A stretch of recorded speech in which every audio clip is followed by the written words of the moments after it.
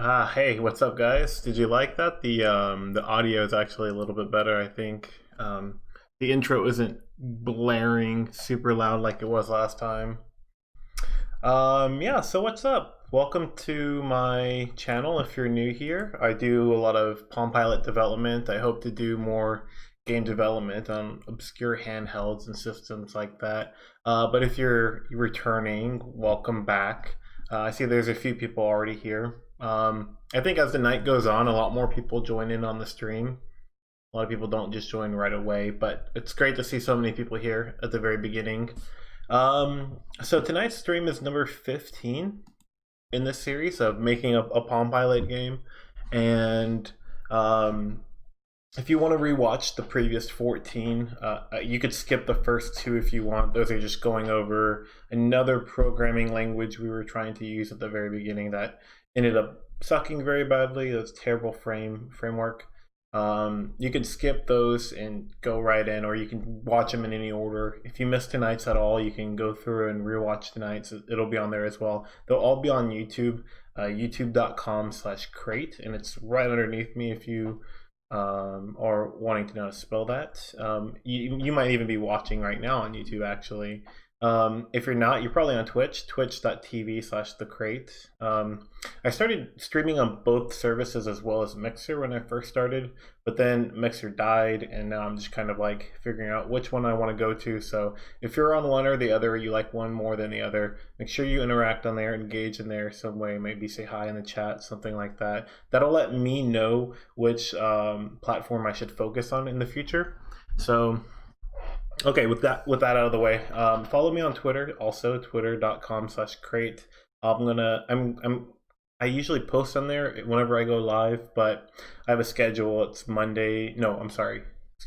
Sunday, Tuesday, Thursday at 7:30 Central Standard Time, which is Texas time. I don't know where you're at in the world, but I'm sure you can find a conversion for that. But yeah, like I said, follow me on Twitter, follow me on YouTube, Twitch. I have 37 subscribers. I think I got like 8 new followers on Twitch over the past week, which is insane. So please follow me on more on there. I think I'm trying to get to 50 by the end of the month. And considering where we're at the beginning of the month, I definitely think I'm going to get there. So just make sure you follow.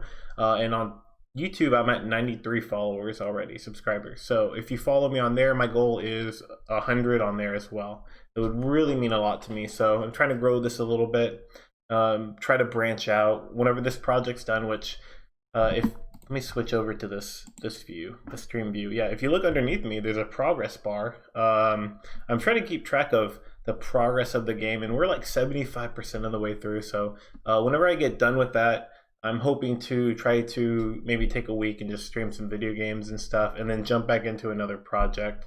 I think this weekend I'm going to test doing a game or two with my friend Steve, and we're going to try to play Pokemon Stadium. So if you're into that, try checking out. It'll either be tomorrow night or Saturday night at some time. So, okay. Anyways, let's talk about what we did last time, man. Last time we messed with save data. So you were able to basically recall the settings and stuff. We use these records and these databases and all that jazz to load this variable called max level. And also we have a variable that we read called, sound. So sound and max level, which are just basically the progress that you've made through this puzzle game, and the sound settings that you've made. Now I would like to show you that, but I want to give you a little bit of an intro first, because I think it's kind of cool between last stream and this stream. So last time I did some save data. This time we're going to do a little bit of graphic stuff as well as save data stuff, but between last time and this time, I actually went through and changed up some of the graphics. I found some converters. I did a lot of pixel work in Photoshop. So you can see here I have different variations of Circuit Dude. So he's got like a 1-bit version where he's a black and white, and then a color monochrome version. I hate that I can't zoom in and retain the zoom. But yeah, so he's got a colored variation as well. And I did that for the logo too. So the logo, you guys told me earlier, the dithered version looked a bit better right here. So I even made a colored version of that. I'm not sure how well that's coming up in the stream, but so I threw some colored graphics in, and then I even figured out a way to use Photoshop to slice up the images the way I wanted, where I could export them with a specific name and keep basically the color depth that I want for both grayscale and color. And I was able to toss those into different folders and then throw them into the resource definition file. And from there, I was able to import them. So if you actually take a look at the emulator here for the Palm Pilot, if I launch Circuit Dude, you can, okay, well this graphic right here is still black and white. But if you click continue, you can see now that there are colored graphics here for the platform. So like Switch, that looks a little bit more like the Switch logo, and the Google Play logo, you can kind of tell what that is now. Let's see. And of course, this screen is colored too. Let's see. There is one issue though, I think. Let's see, the emulator. See, with Palm Pilots, they're kind of cool. You could do monochromatic screen, so 1 bit per pixel, which is black and white. But then later on, models came out with the ability to have 4 colors per screen, kind of like a Game Boy. So there was black, there was white, there was dark gray, and light gray.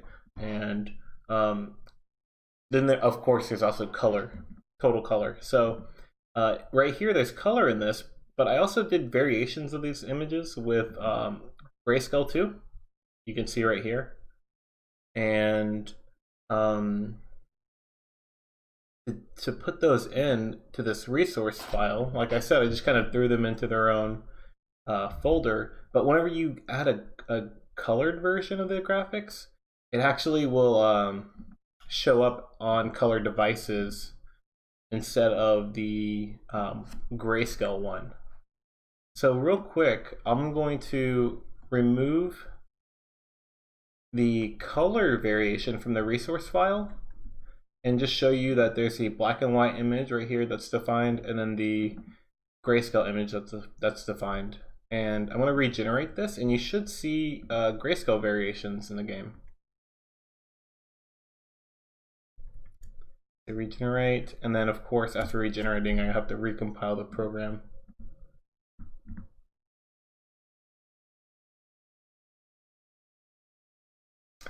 Tariq says, if you're in need of any beta testers, I'm here for you. Tariq, do you have any kind of Palm Pilots? I would love to see this on more actual hardware. Because it does have beaming capabilities, which I don't think the emulator can really do. And John Doss also says that he beta tests too. So actually the game's going to be for free, of course. Anybody can download it from my website, which is right below me right here, crate.net.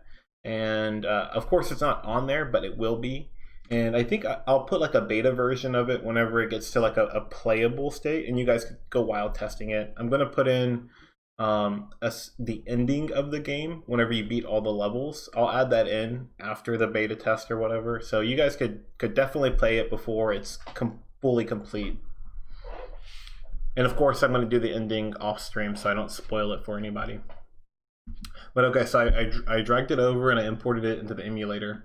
Now when I launch it, you'll see that it uses these grayscale images instead of colored ones. And it doesn't actually take the colored image and turn them grayscale. It's a completely different source image. So we could have it say a completely different text or a completely different logo, something like that. But there is one downside though. I did show you that I had a lot of tiles that were displayed, let's see, in this folder in color and in grayscale properly. But for some reason, let's see, view extra large. Okay, so oh man, unfortunately that's probably the best it's gonna get. If I actually click play, you can see these dots right here. Maybe, I don't know, it looks like it's knitted maybe, but the graphics don't actually come across properly for in the level. So I think that I might be either importing these a little bit incorrectly, or maybe I exported them incorrectly from Photoshop. And also, there might be some sort of format issue with them in general that's causing the Palm Pilot to display them incorrectly. So it could be like 3 different things here. And I'm not too sure what it is, but I've asked on Discord for some info, and see this guy right here, Dimitri, he's pretty cool. He's actually helped me out a bit. And he says here that the graphics are actually not imported correctly. So that kind of relieves a little bit of stress. I'll look back at that a little bit more later on, whenever, probably off the stream. But just so you know, if you see the levels, they look kind of ugly, and they actually don't seem very readable. You can't really see what's going on here on the stream. I think I like the black and white version for readability a little bit more, but so if you're looking at it and it looks kind of ugly, don't worry about it. That's the issue. That's what's going on. But yeah, so I kind of explained the entire process for it. But one thing that I do want to do, I don't want to go through all the graphics here and kind of redo them all for some reason. But I will. I would love to go through. And I have a large icon and a small icon. I would love to make separate variations of this icon just for the game while on stream. So you'll actually see me do a little bit of work here in Photoshop, but not too much. And then we'll move on to save data stuff. Tariq says, I don't have any Palm Pilots right now, but I'll get one in the future. You know, if you have a Goodwill nearby, sometimes Goodwill will do, sometimes Goodwill will have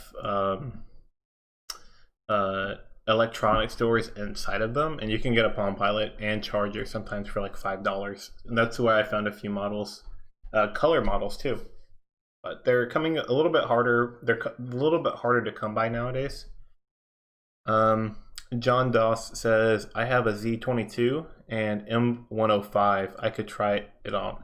Is it 105? Does that have a monochrome screen? I think it does. Or does it have a grayscale screen? Because I have a grayscale one and I have a color screen, but I don't have any monochromatic screens.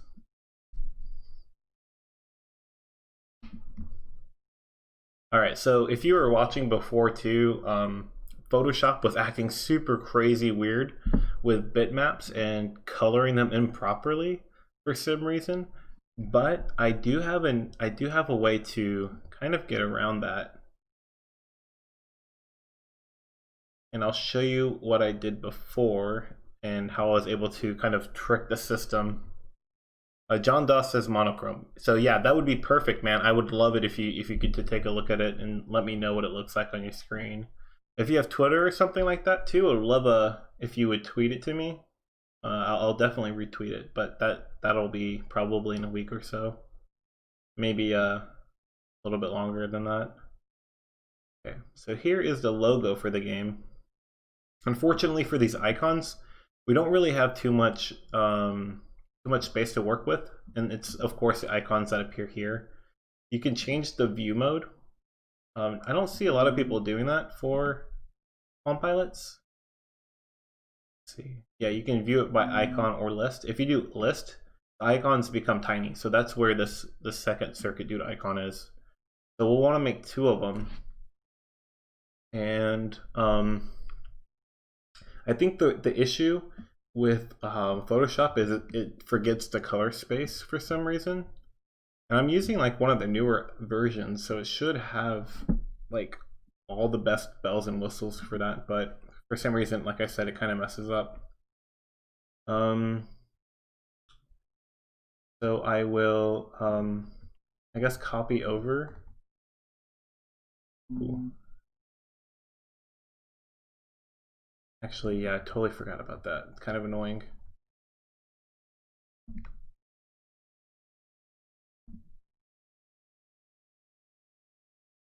So when working with these kind of BMPs that are specifically indexed to a certain amount of space.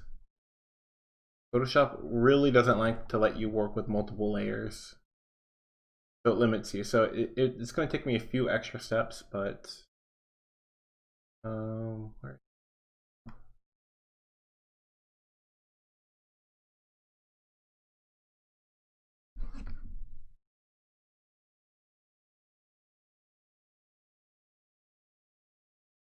Circuit Dude looks really good on the game shell. Wait, how are you playing it on the game shell again? Did you say there was a Arduino emulator for the game shell?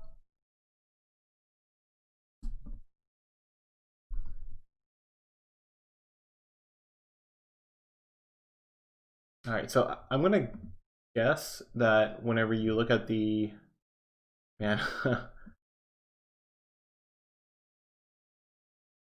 so you see behind the icons, they all have their own like blue color. I want to get that color and put that behind Circuit Dude too, but I want to know what it looks like for 2-bit Palm Pilots. Like what color? Is it dark gray or is it light gray or is it black or white? What color is that? And now that I think about it, I think the icons are all monochrome, even for 2-bit displays. For some reason, they chose to do it that way for their default applications. That's the one of the units I have, the IVM version of it.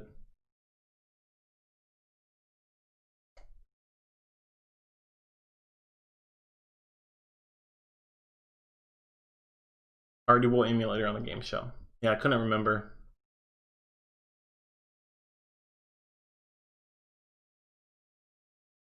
Okay.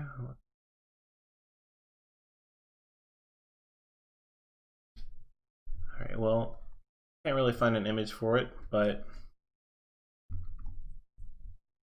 alright, we'll go ahead and just pretend like there was one.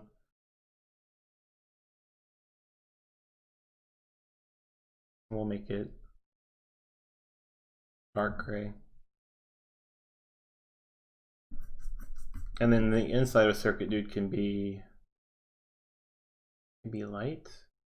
And see, one of the things we were talking about the other day is that Photoshop just does not want you to be able to cleanly import a colored image without it dithering on you for some reason.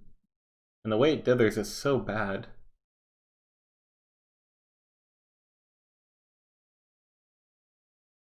Oh!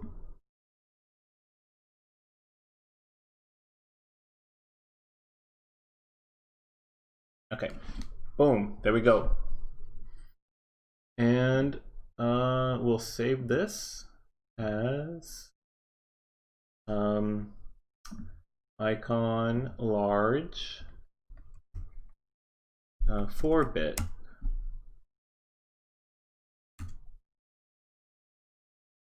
Actually, I think it's 2-bit, but you know what I mean. File name doesn't matter. All right, so let's copy this guy. This guy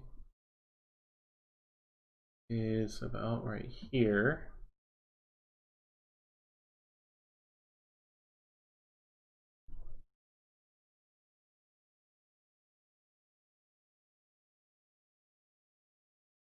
So like right here.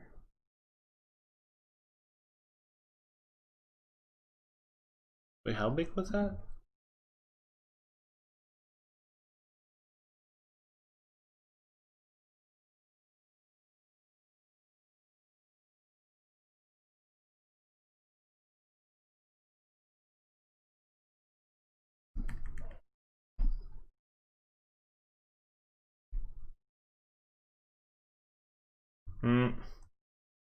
Gosh darn it. I'm really good with Photoshop, but not when people are watching me, probably.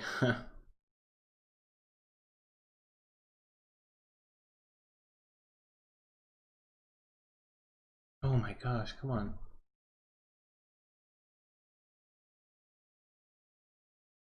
Okay.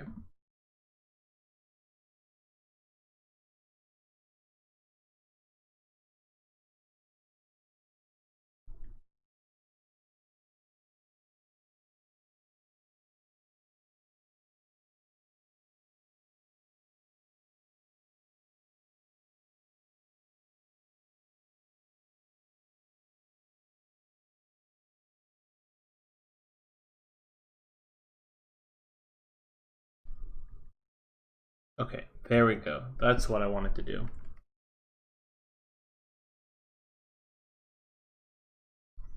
I want to make sure that this is lined up properly. Okay, good.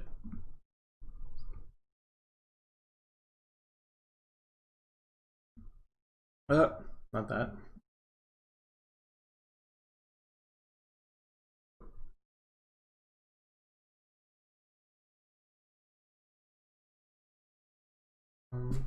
Icon small 4-bit.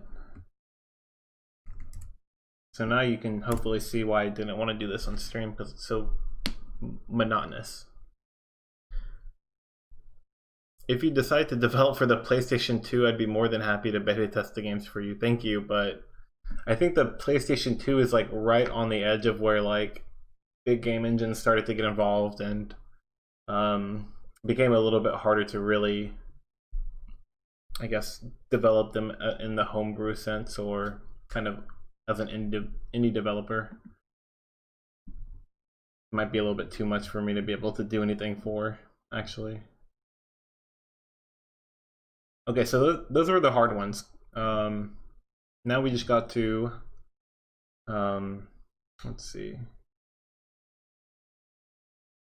Now we can just open up these, the regular ones. Oh shoot, not that yet.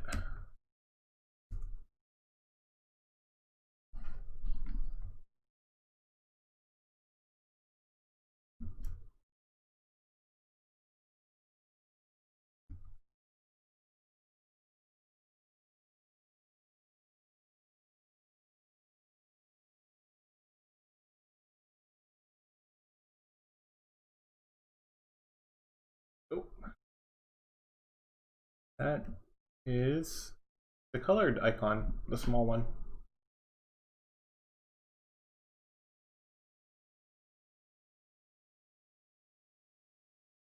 And we'll call it icon small color.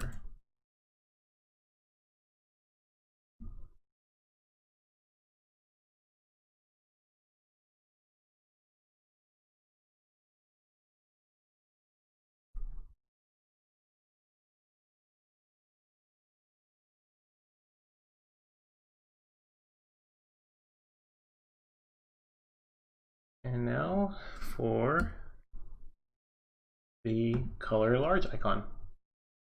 I don't know how good this will look. It might even look pretty ugly.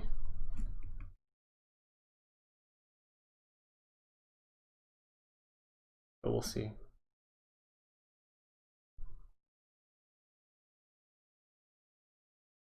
Guess it doesn't look too bad.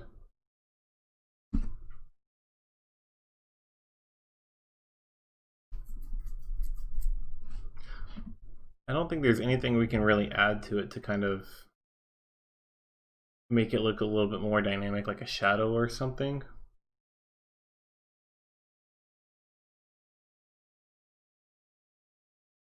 I wonder what if we do some sort of like outline around him.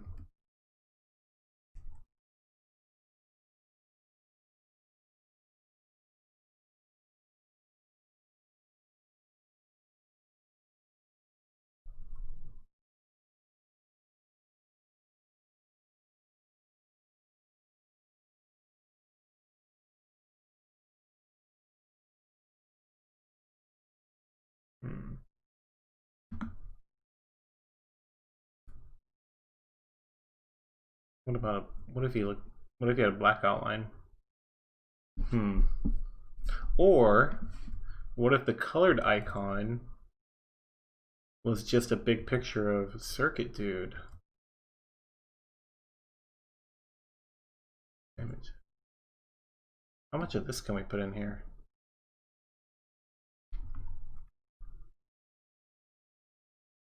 Oh, not very much. I don't know if that would look like a cool icon or not. I think for the Steam version, actually, for PC, if you look at the icon, the desktop icon, it's actually kind of similar. So that might be appropriate, but maybe it's just too small to tell. And it kind of looks ugly with all the other icons there.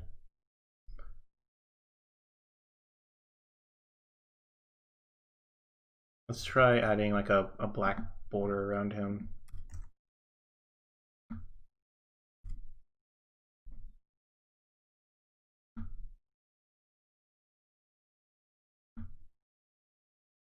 What do I develop for besides the Boy and PC? So I've also made PlayStation Vita games. I'll pull up my website real quick and kind of show you. Made PC, iOS, and Android, of course, and then PlayStation Vita, and there's some systems called like the BitBoy that are like emulation devices. They kind of look like little Game Boys, and you can play emulators on them. And there's also the Pocket Go. These are kind of similar hardware inside, so making games for them isn't too difficult. But they have color screens, so that's where some of the colored sprites are coming from, directly from these. And I think that's for the most part it. I guess I made my own arcade machine if you want to count that, but technically speaking, it was just a PC game. Oh, and the Pebble. I programmed some stuff for the Pebble Watch. I love this watch a lot. So, oh, and PSP, of course, and Palm Pilot. Can't forget that. So, those are the ones I've probably programmed for the most. There is a thing that I really would like to program for called the Sony Milo. I tried so hard to like hack this thing a long time ago, and it apparently runs on Linux, so you can get some binaries to run. And I bought one, or how did I get that? Somebody gave me one, and there's another way to get into the system, but I updated it to a firmware that patched the exploit like right after or right before I found out about the exploit. And there was nobody making homebrew for this because it was so expensive and stupid, but I bought one on eBay recently with the proper firmware so I can actually make games for it. And I might do some Twitch streaming with that specifically because I guess if I'm like the first person to like make games for it, that would be super cool. All right, so let's see what he looks like this.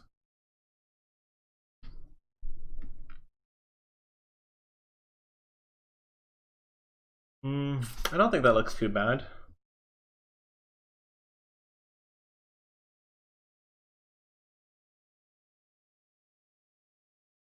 Yeah, that's not too bad. Let's use this one.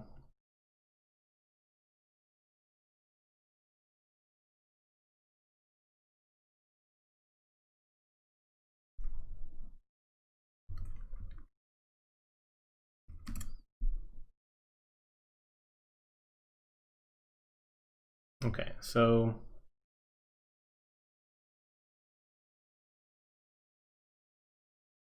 let's go ahead and jump into this resource definition file.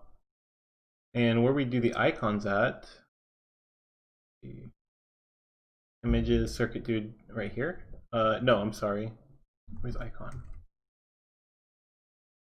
Icon, yeah. We can actually get rid of this one for now and do, what was it, 4-bit, I think I called it, even though it's 2-bit. And let's generate the assets or resource binary and then roll it into a compiled game. And then we'll put it onto the Palm Pilot. So this should have the grayscale icon.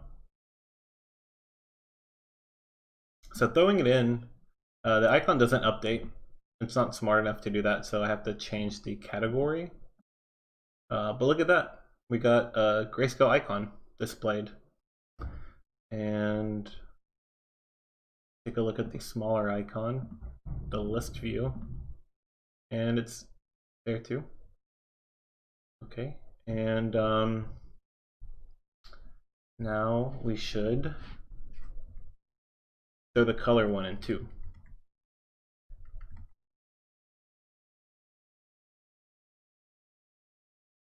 And I don't think we want transparency here, so I'm going to remove the transparency, or maybe not. Yeah, I'll keep it.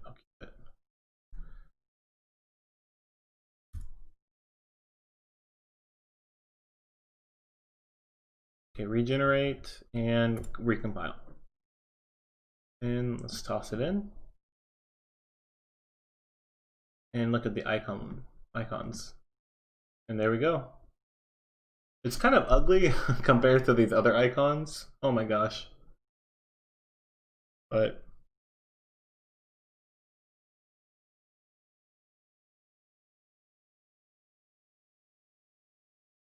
wait, Pipe Warp. I did not get any games onto the PlayStation Store. That would be kind of cool. But actually, I don't think I actually did any pictures of it on the device. It's just a homebrew game that I did for the Palm Pilot. Let's see. I mean, for the PlayStation Vita.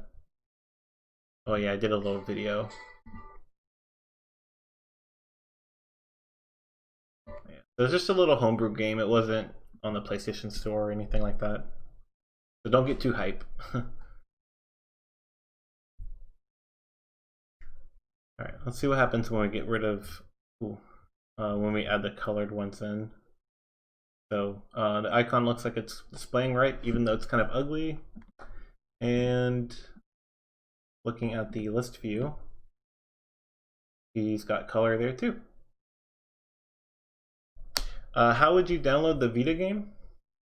If your Vita is hacked, quote unquote, you can use this program called the Vita.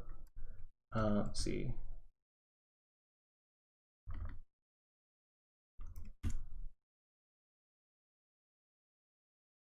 So there's a guy who made this database of Vita games, and if you load this program onto your Vita, it will show you a whole bunch of games you can put onto it for free.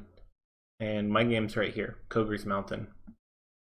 And so you can click it, and then you just click download, and it will download and install the game. If you want to learn a little bit more about how to hack your Vita so that you can put homebrew on it, you're going to have to turn to YouTube. And if you want, I can tell you some people to look up. I think there was a guy named Tech James. I think that's the name of his. I think that's the name. Yeah. He does tutorials and stuff. Okay, so the icon is Gucci.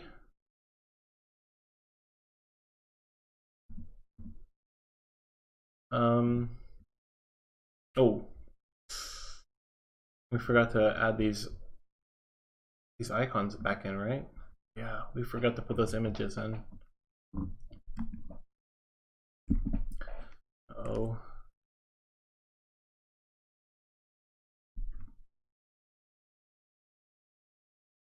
Forgot to put these.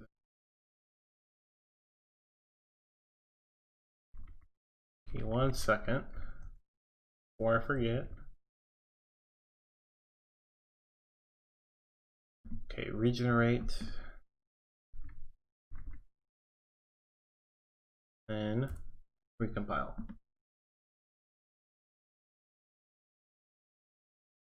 Okay, there we go. Those are back.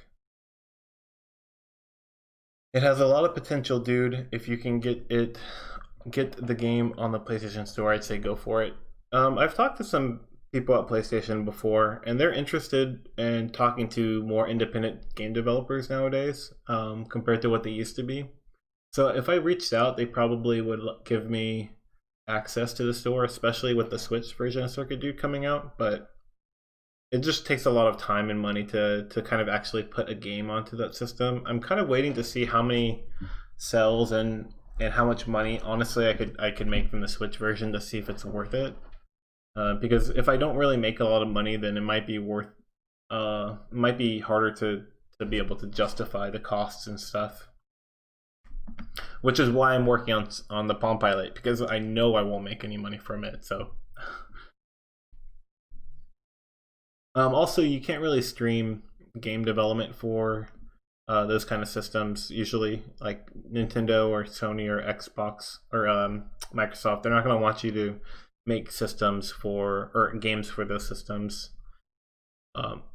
Martu Lartu, thank you for the follow. I appreciate that.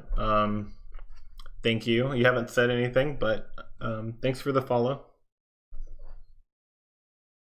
I'm trying to reach my goal of 100 people on YouTube and 50 people on Twitch.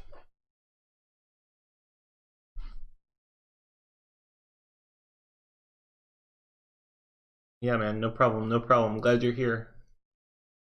Okay, so yeah, like I said, one of the things we were trying to do last stream was to get like sound working, and sound is saving at least a variable for it, like the settings. So whenever you click sound on or off, it will remember that, but it doesn't actually let you know which state it's in. We were trying to look at a way to hide the labels. I think turning sound off should hide the on label, and should hide the off label, and turning it on should hide the on label. So you only actually see one option here. To be able to do that, I think I have a function called sound toggle or toggle sound. Let's look for it. Yeah, toggle sound. And then I have the show sound menu item. And let's look for the definition there. Yeah, so if sound is 0, which is basically off, then we're going to show certain stuff and hide certain stuff. Otherwise, we're going to hide something else and show something else. But nothing is hidden or shown. So I'm not quite sure what the proper procedure is for that, but that could be something we could start out with.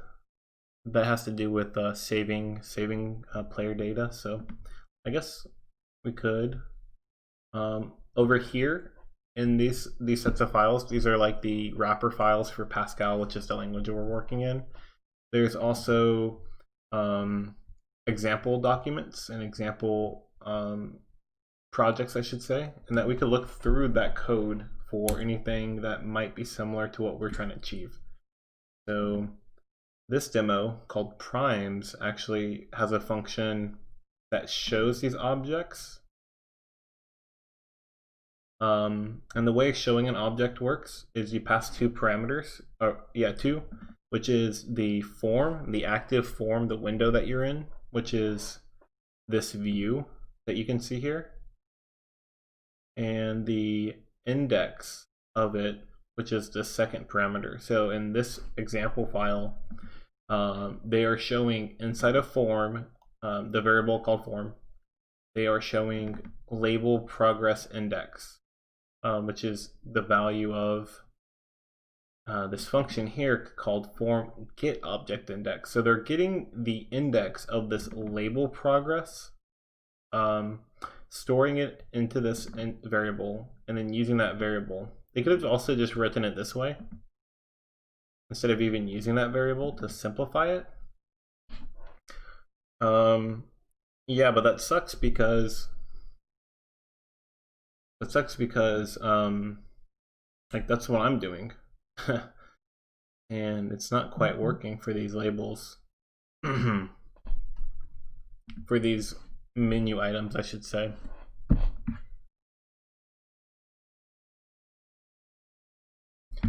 I think there is one way to debug this, however. What I'm going to do is get these indexes, and then I'm going to actually print them to the screen. And these indexes are, of course, aligned with are the representations of the sound on and off labels or menu items.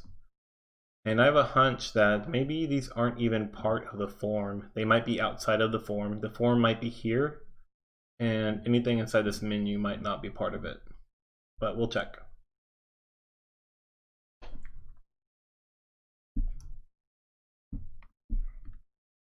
And I think the way to verify that, the value might be -1 or maybe it's 0. So let's see.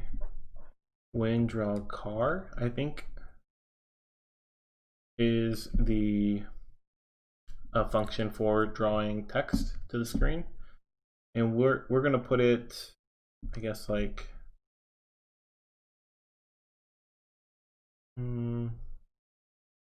here, this area. So y will be very low. It'll be like 2, but x will be like 40. And then we'll do another one for the other value. And maybe do it at 60. And we don't need this text.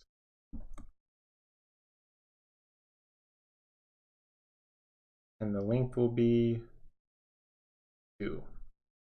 There might be garbage data drawn, but that's okay. We don't really need to worry about that too much.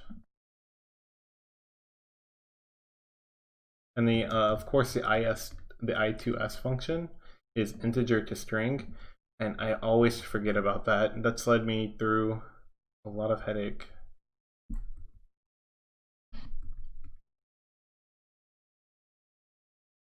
Okay, regenerate.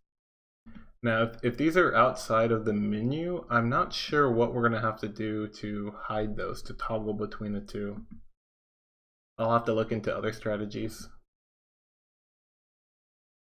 So -1 and -1. Okay, so I think those are outside of the scope.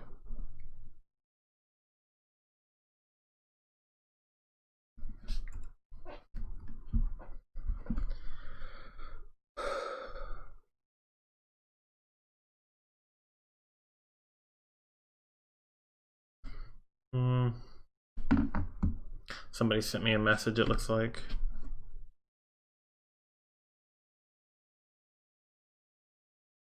Okay, so because these are outside the scope, we'll go ahead and just, I guess, ignore that.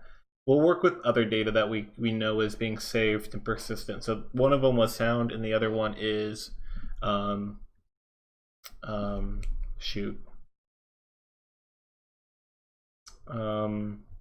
save data, the progress data. So the max level that you're allowed to go to. In Circuit Dude, when you beat a level, you unlock the next one. And you have to beat them in order. So I just keep track of whatever the highest level is that you've reached without beating. And that's called max level in the game. But here, actually, where I have sound on and sound off, I think I'm going to remove the sound off options. Let's see. And anything that says sound on, I'm going to rename to sound, toggle sound. And that'll just be toggling the sound on or off. And we won't show the state of it. We'll just assume that they know. Okay.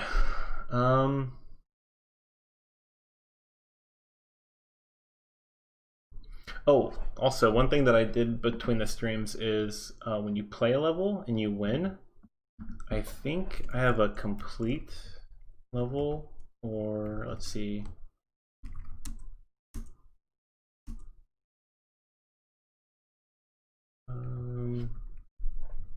What was that variable named?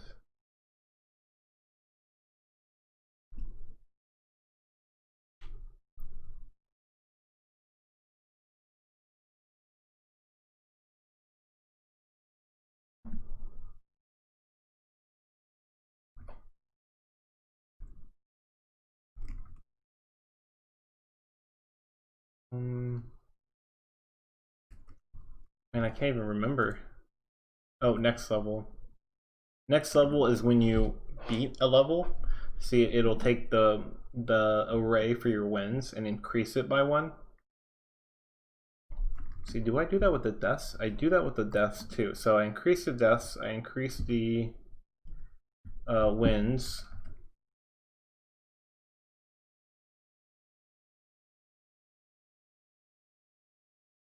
And so fewest steps in the stat screen whenever you're playing a level. Basically, it keeps track of how many steps you have while playing. And if you can beat a level with the fewest amount of steps, you've kind of optimized your route. And so it gives you a reason why you might want to go back and play the level again. So whenever you're looking at the main menu or the level select menu, I want to show you your fewest steps. But if it's 0, maybe instead of 0, if step equals 0, then begin else, no, end else begin end.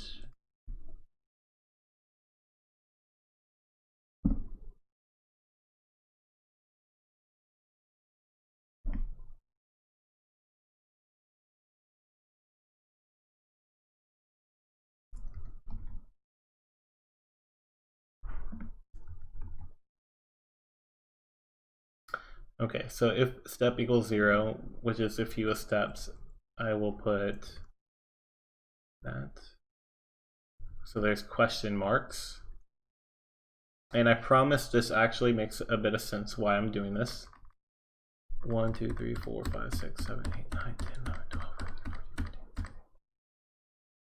14, 15, 17.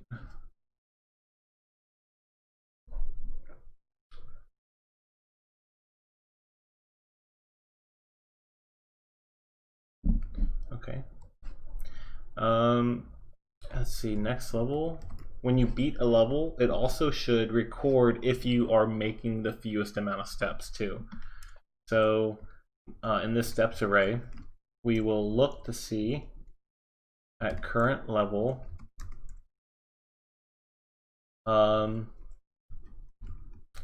if current, what is it called? Current, if what is that variable called? We have one for the steps for each level called steps. And then we have one called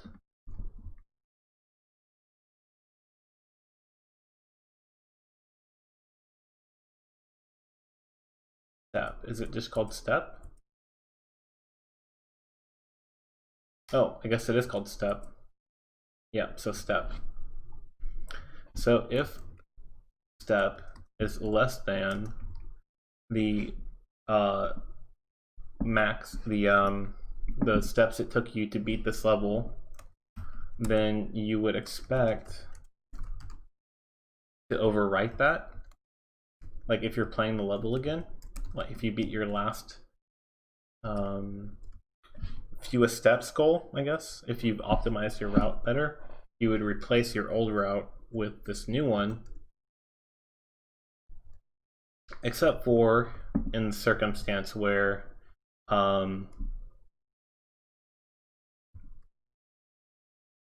see, except for there's another circumstance, and I'm not super duper sure how to do this in Pascal. I'll be guessing here.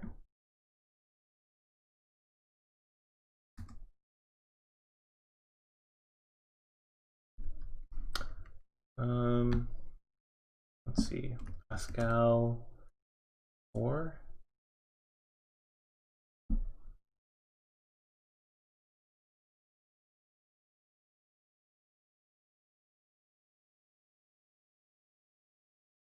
Okay, so I guess or is the operator.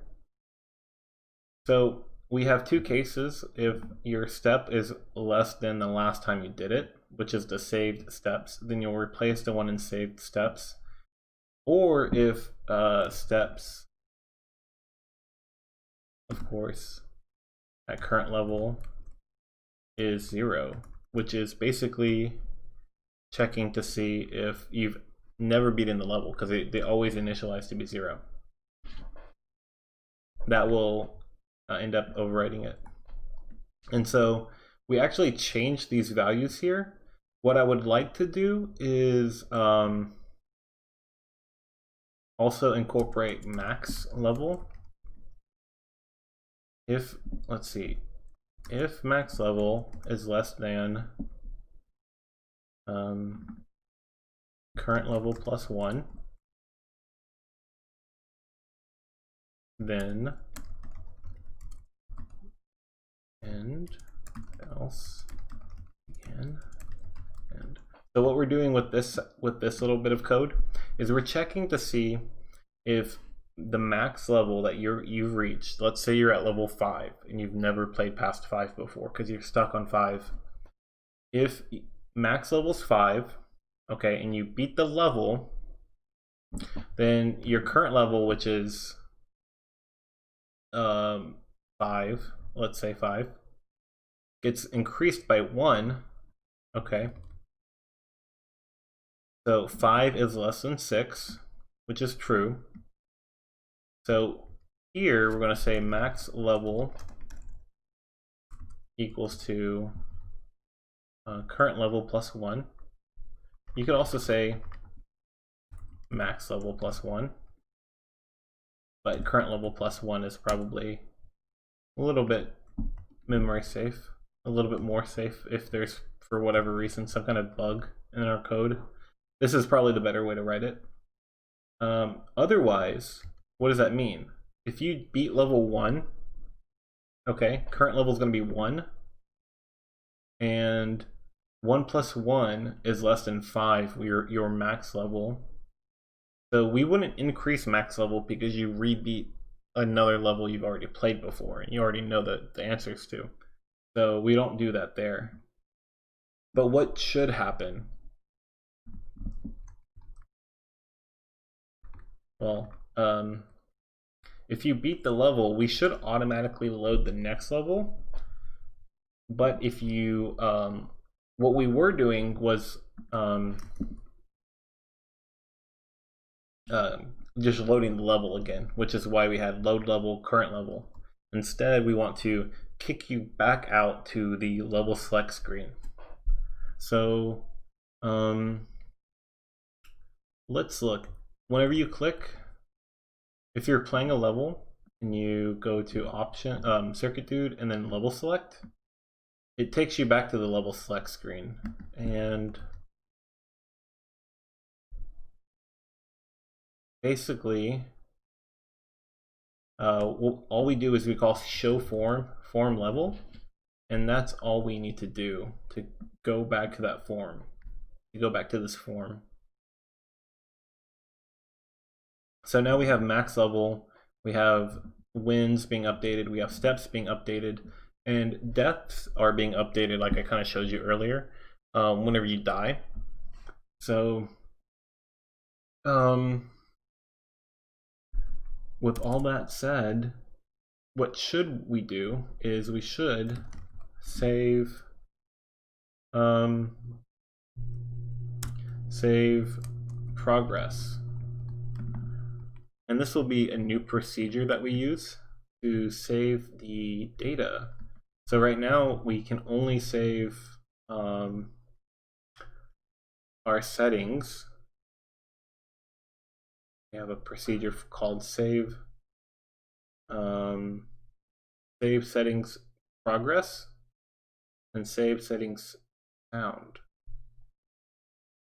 And save settings progress will be referenced in this procedure, save progress, because that makes sense, right? Max level is in the save settings progress function or procedure. But what sucks is we actually need to do a little bit more than this. We need to also save deaths array, save steps array, and save wins array. And inside of our record database, we don't have anything set and saved for that.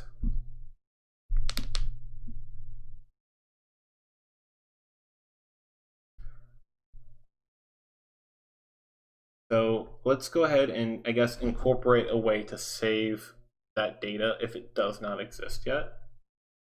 And for Circuit Dude, when you load it, we actually create we talked about this last stream. We create a database.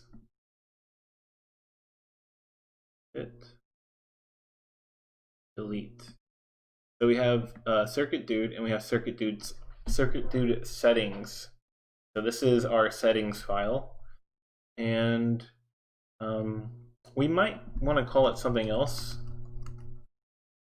and we'll just say Circuit Dude save data, or yeah, save data. We'll call it that. And let's just call it data. Circuit Dude data. Yeah. So we initialized the game. We actually initialized the database, and then we read the settings from that database. And inside of this procedure for initializing the DB, we actually create the DB if it does not exist. And we actually, let's see.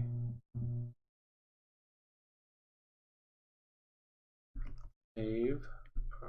No, save. Settings. Progress. Yeah, initialize settings.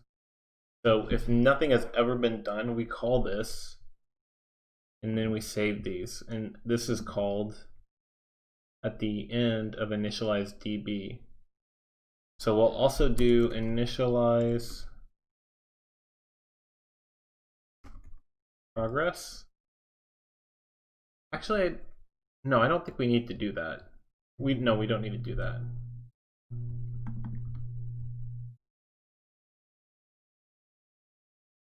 But I do want to move out the first of all, we have some variables we don't need here.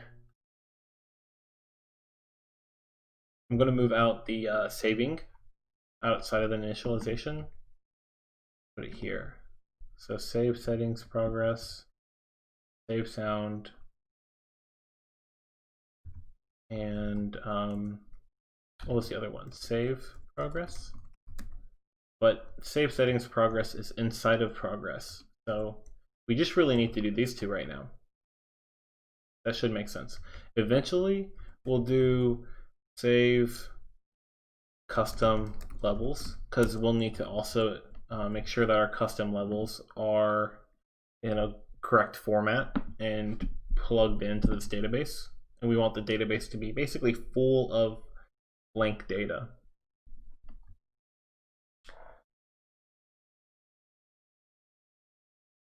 Yeah, so Circuit Dude preps would make sense, but if we're putting save data in there as well as the progress, calling it preferences is probably not the best word. But what's up, Java Jack? How's it going?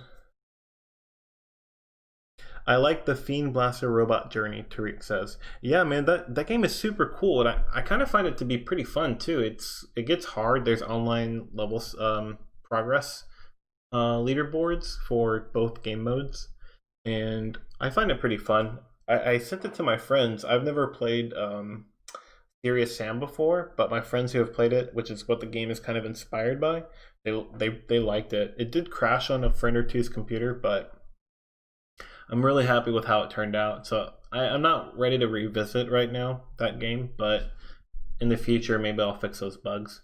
But if you want to give it a shot, definitely give it a shot. But it might crash on you. There's like a 5% chance of it.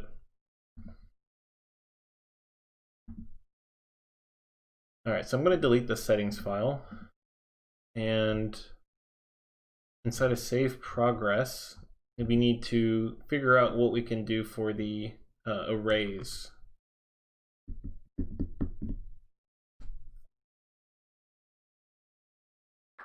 Java Jack says, He bought a secondary monitor for work from home. Keeps saying no signal. Yeah, I guess if you try turning it on and off again, if that doesn't work, new cable. If that doesn't work, different port. If that doesn't work, new monitor. Okay, so I think for saving an array, what we're gonna have to do is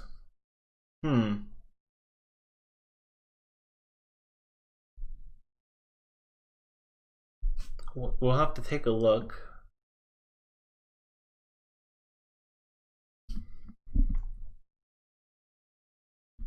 The steps, the depths, and the winds, they're all integers, which are prone to overflows, but that doesn't matter.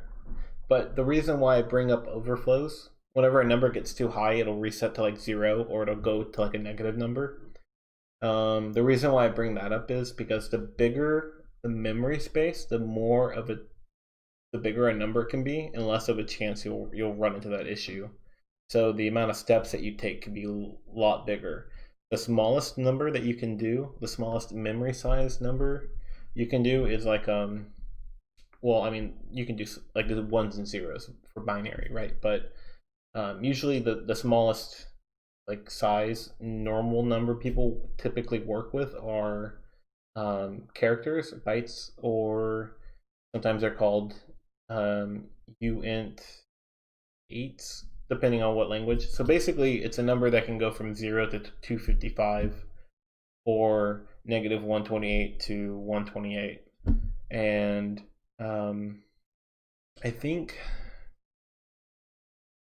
I was thinking that if we switch from integer to bytes or to uint 8, we can save memory whenever we save these arrays to memory. And then we basically go through each number in the array and save it off as basically the space of a byte. And let's see, max level. Down here, max level and max level and sound, I mean to say, are both uint 8s. And the reason why they're uint 8s is because I couldn't figure out how to save anything else, anything bigger than a single byte.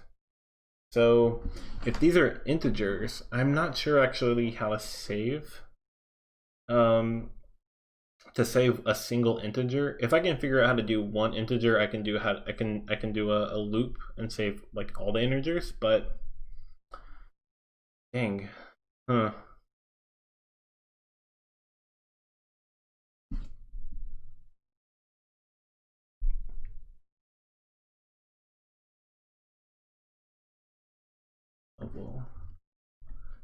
Let's move these up a little bit to here so they're all kind of put together.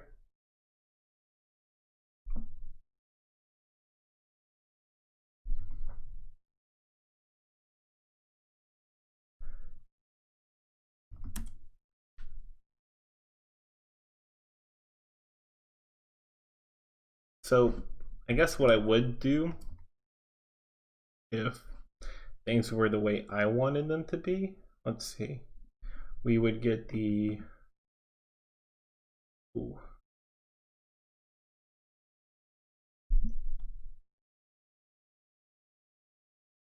actually, dang.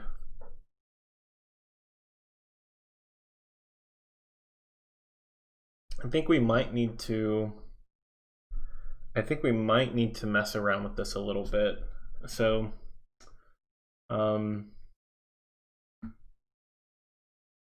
going into this emulator, I think I can figure out where all the files are.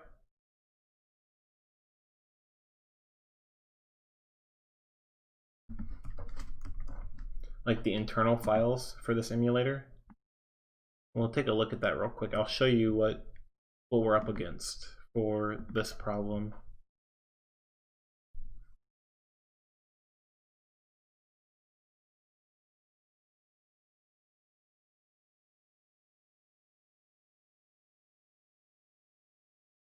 Hmm? I guess we won't figure that out. By type.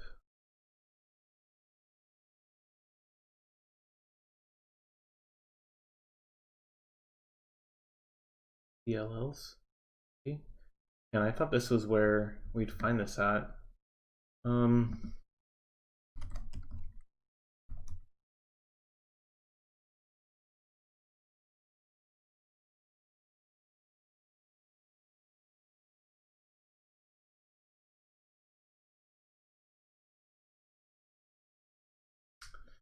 Hmm.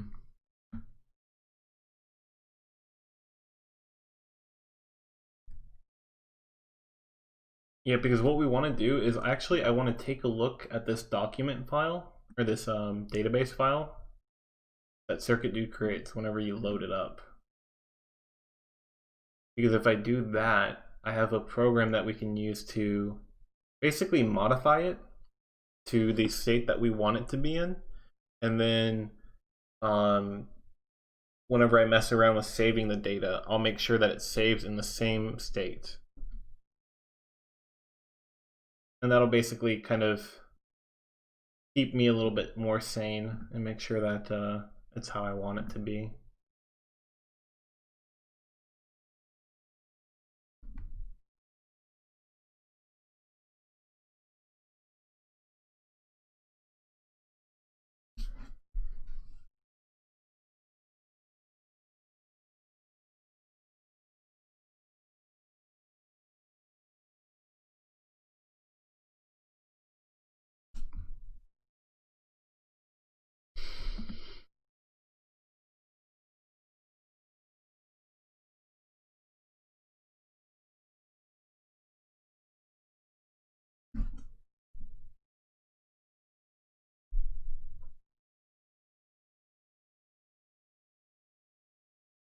Hmm.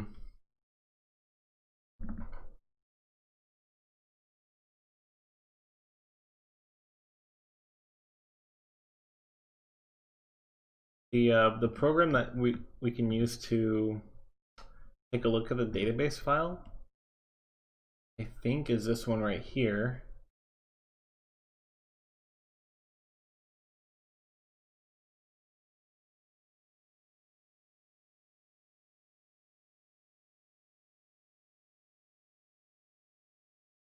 Hmm. Forgot where those were. Is it in this folder? Polls. Well, I guess while we're looking through this, I could tell you about what happened last night.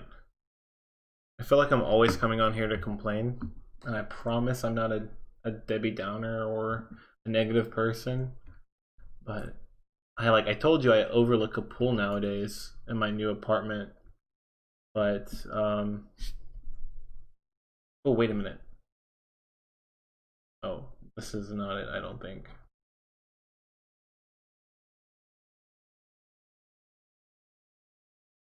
Nope. Okay, I think this download folder actually is what I was looking for, but it doesn't have the PRC file. This one right here, the settings. I wonder how I can get that.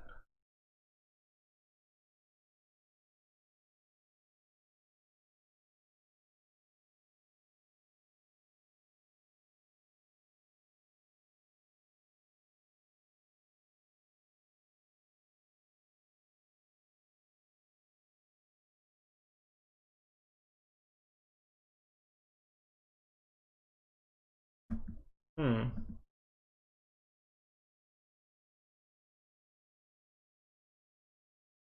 Hmm.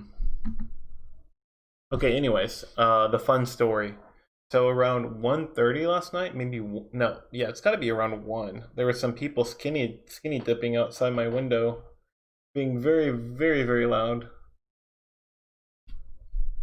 And I called the security people to come escort them away because of how late it was. And the patrol person never came for like an hour.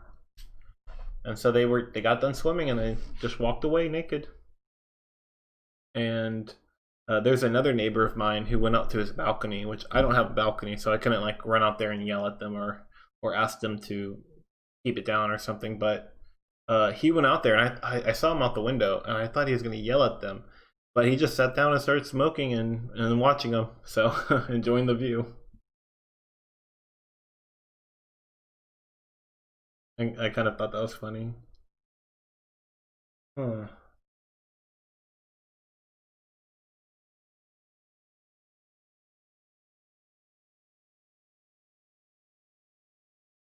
Hmm. I may have crashed this emulator. I really want to get that PRC file, that database file from this emulator. Do I have to save the state?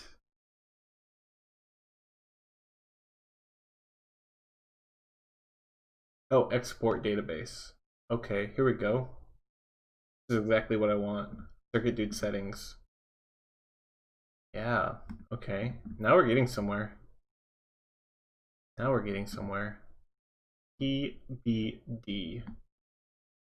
And I don't know if PRC Explorer can look at it. I think it was another program that I had for, here we go, DB editor. This is what I want.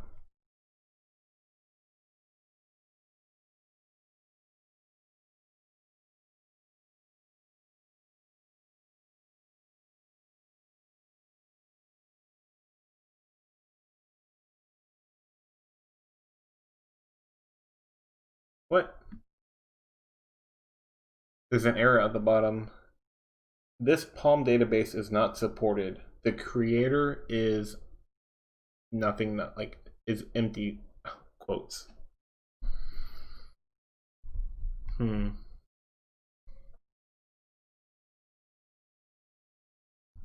Sorry if that blinds you.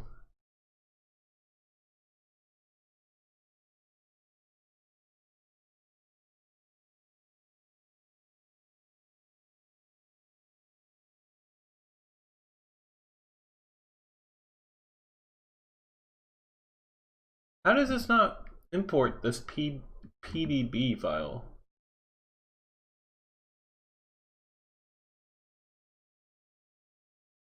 Okay, let's open up NSBasic. And I wonder if there is a PDB Explorer built into NSBasic.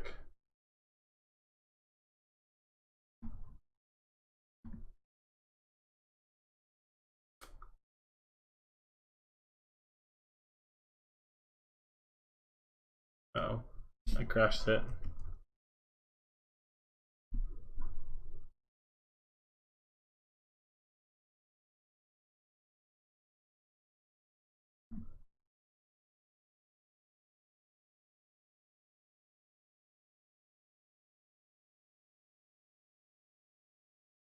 And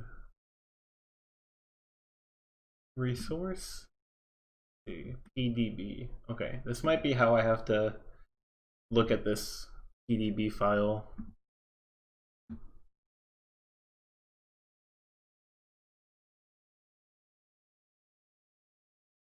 Okay. Can I not?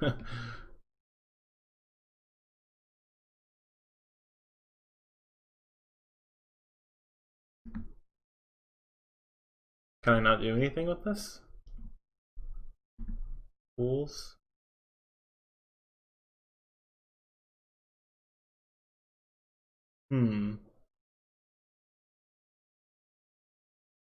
Yeah, for some reason, I really thought that the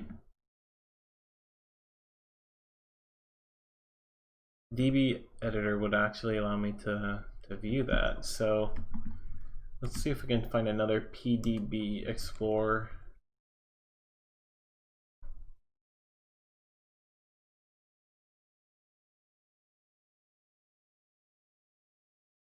That's not what we want.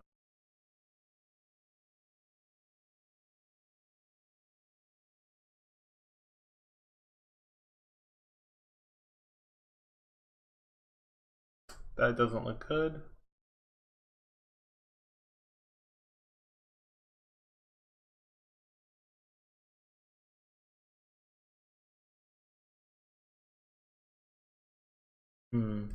Maybe we can just open it with go Good old handy dandy notepad.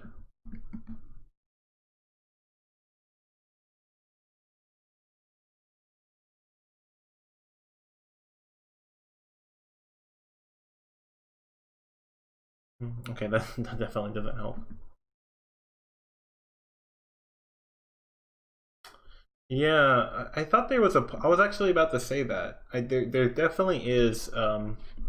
And I thought it was actually called PDB Explorer. But let's look at Palm OS Database Explorer, or maybe browser. But I think this website. I've seen this website before. Mobile DB viewer for table or spreadsheet like information. Of course, it's not found. Okay, so I think we can take a look at archive.org.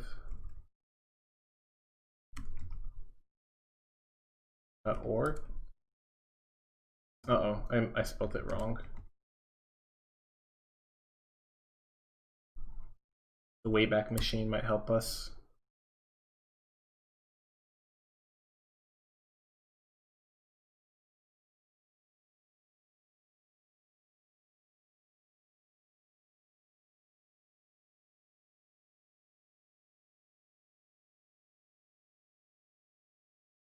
What was it called? Mobile DB Lite? We might be able to just also Google that too.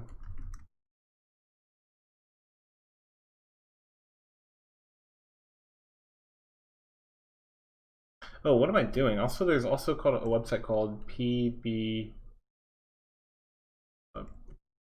Pilot Archive, right?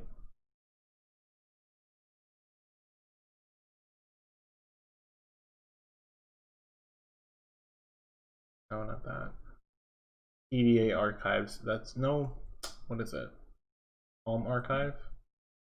Ah, this is it. Yeah, this is a good website. This is a really good website.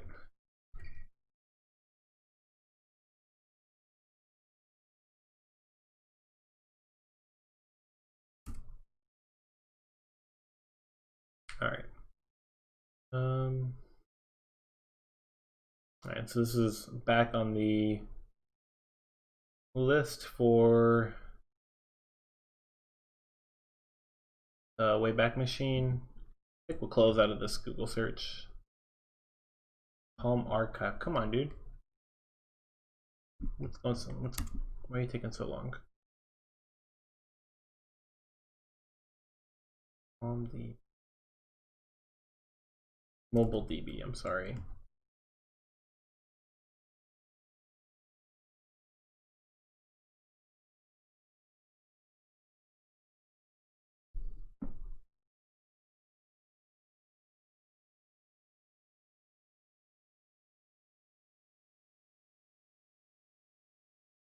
There's a database link.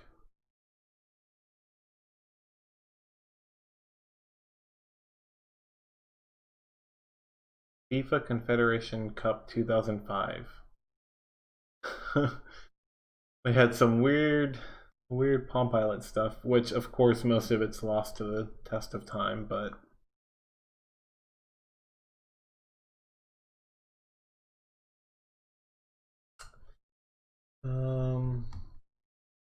Mobile DB. Maybe it's under utilities.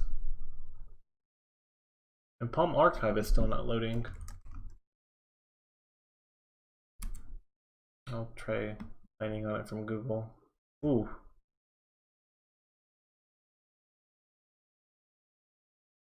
These guys are pretty cool. So that's Telegram. My bad. Huh. I guess the website is completely different now. It looks like it's just a listing of archives. Yeah, there's a way. There used to be a way to search on this website like a month ago. Dang it.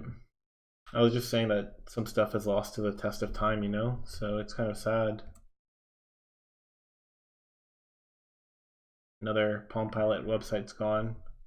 And of course, you can't really search through it. This folder is called stuff. Like, oh, here we go. PDB converter. .jar. Ugh, it's JavaScript.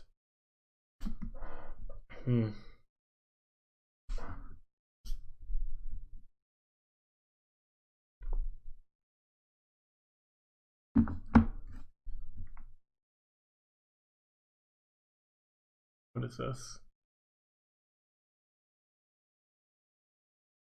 What is going on here? What is going on? I wish there was a way to search through this. Is there a... Oh. David's archive. Programs. Acer SRC DB. Might be a good place to get like games and stuff, or what's left of it. Like,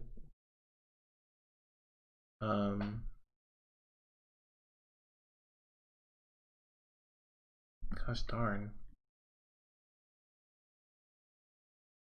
Emulator, Linux, desktop, DB, nothing DB looks like.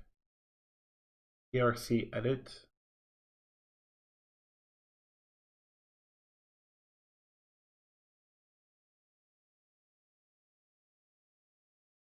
Warp speed DB. That kind of sounds promising. Let's take a look at that.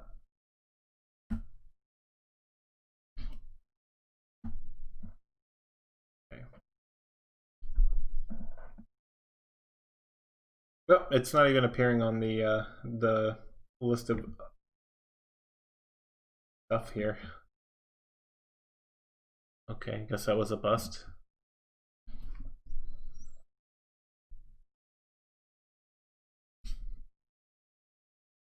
Full archive. 122 megabytes compressed.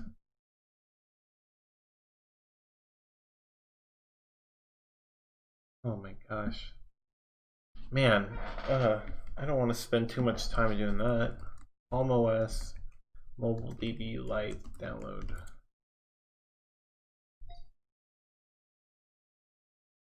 Here we go. This might be.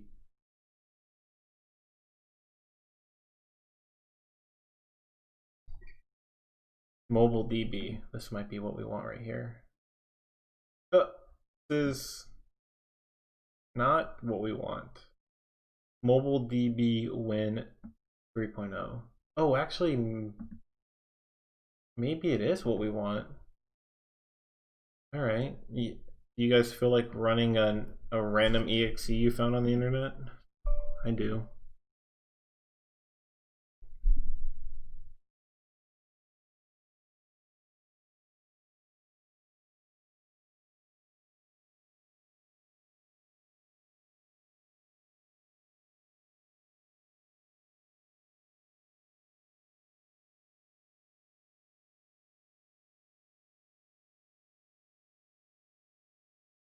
I don't want to put this on my...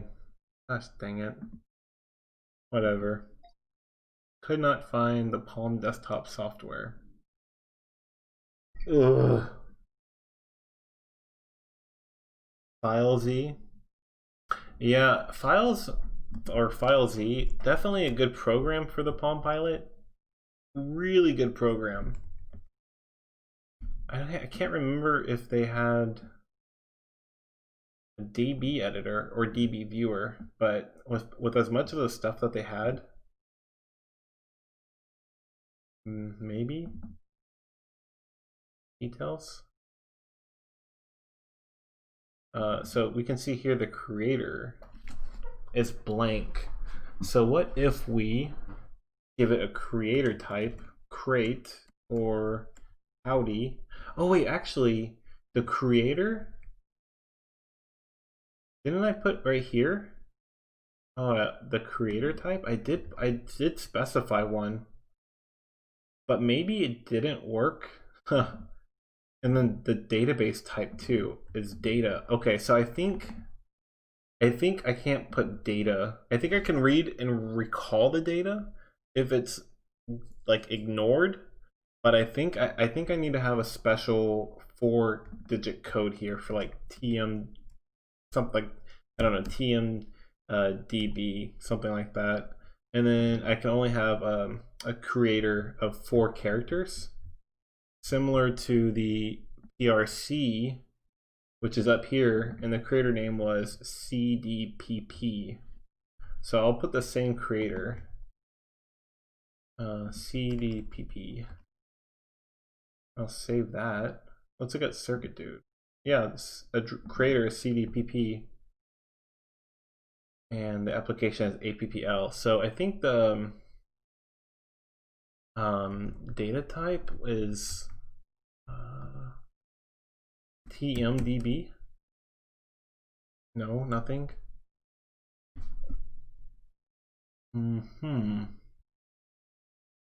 Well, we can look at another one, MelDB, and it's just data, all caps. Memo, data. Oh, man. Okay, so maybe maybe data right here was right, but instead of 1 capital letter, it needs to be all capital letter. And then if I do this, maybe I can actually open it in the DB editor. So even though maybe I can't view everything in FileZ, definitely figured out a way to have it help. So good, Java Jack, good suggestion there.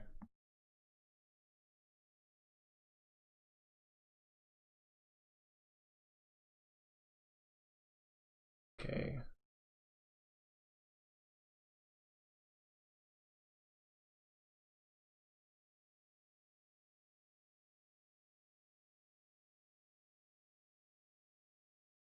So I'm going to compile the newest circuit dude, drag it into the emulator, load her up, exit, open FileZ. Okay. Oh wait, I'm gonna go ahead and delete this. That way. Okay. Recreate that, hopefully. All right, the settings file. Oh, CDPP is still not there. Creator. Oh, it's because I have, of course, an error at line 479. 479. Show form? Oh, it's because show form fudge is here.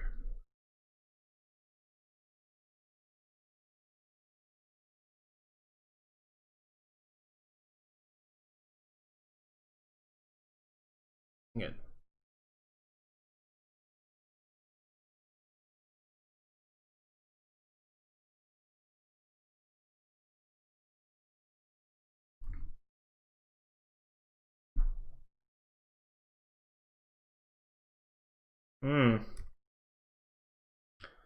Not good.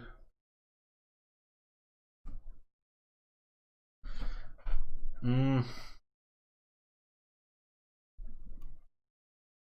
I do this? Can I? Okay, so I'm gonna try to compile this. It won't work for the same exact reason, but I wonder if I can define it up here.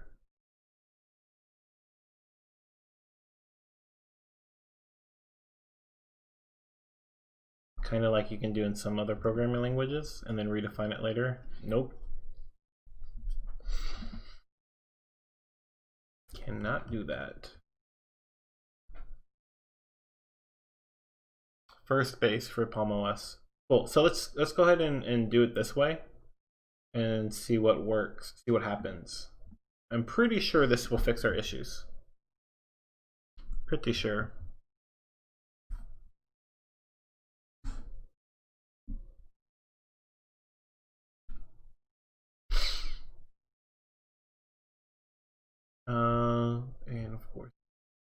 This is what we want right here. All right, so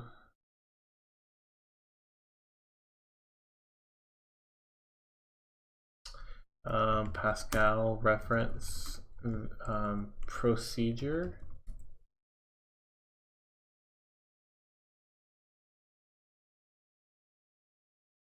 What we want to be able to do is reference a procedure before we actually need to use it. Oh, it's called forward referencing. Okay. Yeah, if it's called forward, I forgot the name. I knew it was reference or something like that. Forward.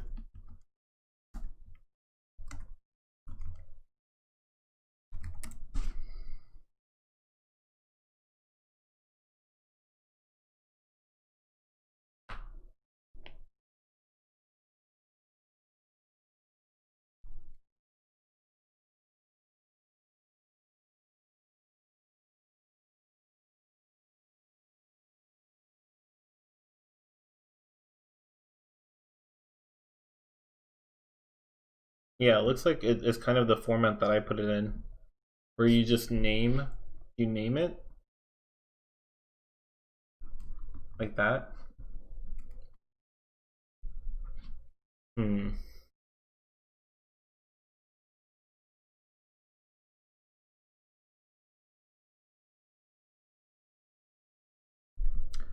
Let's see. We might need to open up a document for this though.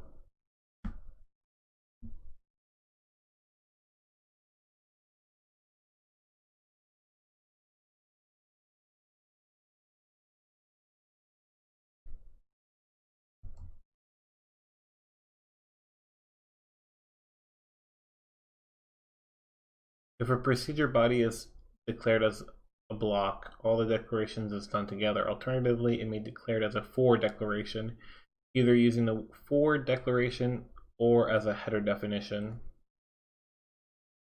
So I guess you just put the word forward after it.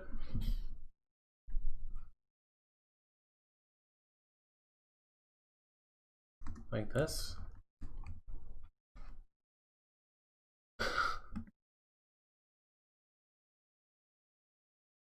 686.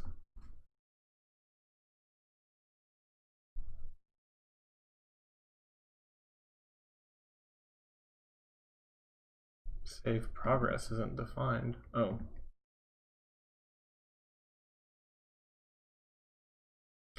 Might want to do that here as well.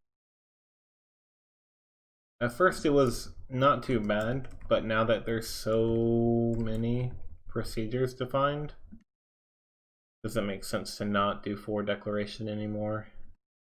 840.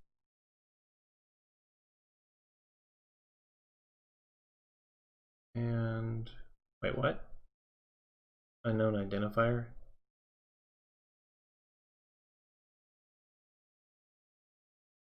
Oh yeah, we don't need this. We'll get rid of that for now. Okay. So now that remember, the whole purpose of what we're doing here is to be able to save an array into memory, into the database. And we're testing, we're going to look at the databases that we're currently creating, and then we're going to modify one of them to be the format we want, and then we can compare the two until we get them to look the same. So let's see. Compiled it, ran it. This should actually, do I need to delete the, I'm just going to be safe and delete everything from Circuit Dude. Import the new one in. Uh-oh. Put the new one in, and then create the database, and then take a look at it with FileZ. It looks like it does not have the proper creator or the proper type still. And that's pretty concerning.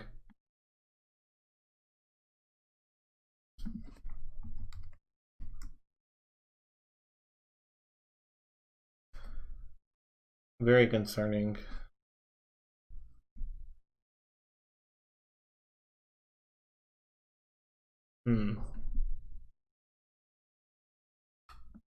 So I guess if I name it data and then creator, I put CDPP. I don't remember why I put PP. Maybe it was like a joke. All right, Java Jack. Hey man, thanks for the help with the forward referencing thing and the file seed thing. Take it easy, and I'll see you later, man.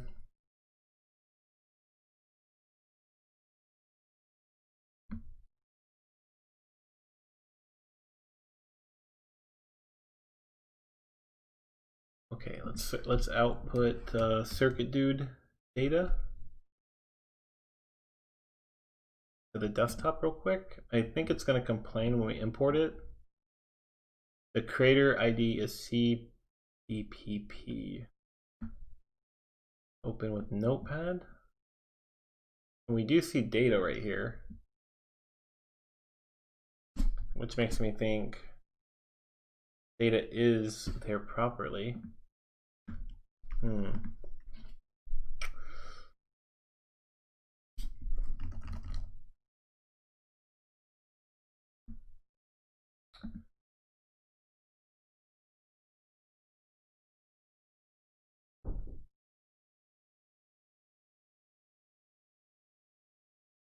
Hmm.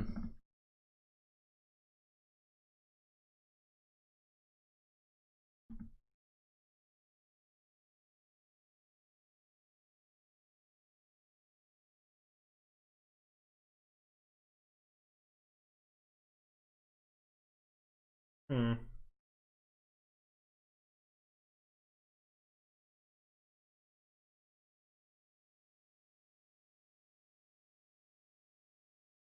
MODB details.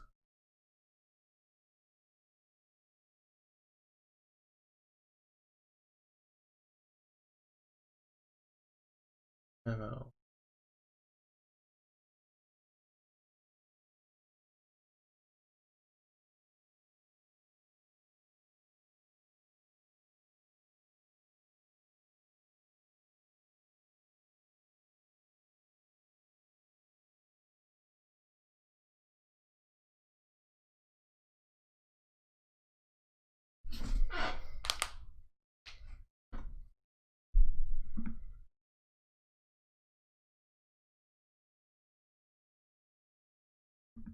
Hmm.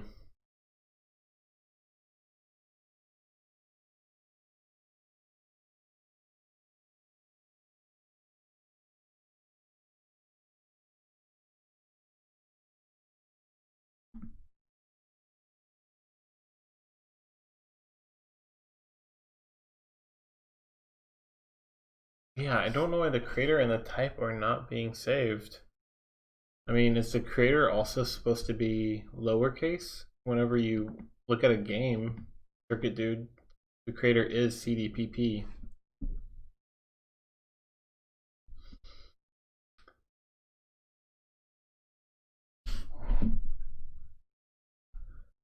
Oh, you can't really see it. But my cat back there in the closet, he is trying to get into that closet as badly as he can. I don't know why he likes it, but he likes playing under the door, trying to grab underneath it to open it up.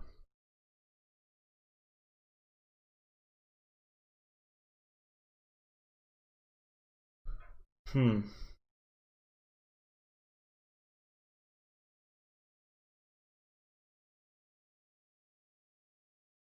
Creator and database. Is that because creator and database initialize DB?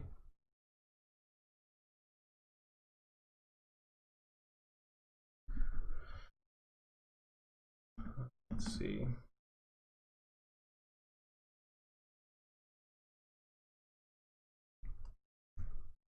Let's look for another example of creating a database. So in creating a database, they do DB creator, DB type. Data. So data is lowercase here, and as well as here.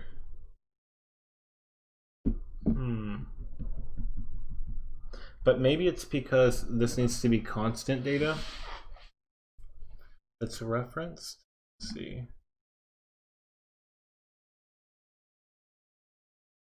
Which, I mean, I think this is constant data, but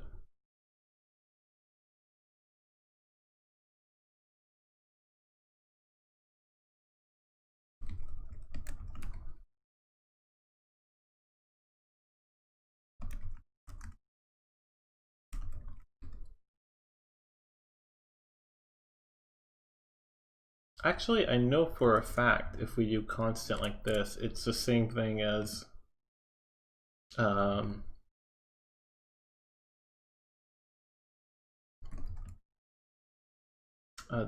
macro, a preprocessor macro. So it doesn't matter if we do this at all. Or it shouldn't matter, I should say, but we'll try it.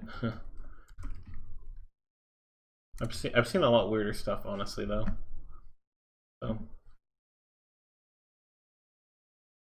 and I guess just for the sake of it, regenerate everything and also recompile. And then I'll delete the database and load up Circuit Dude.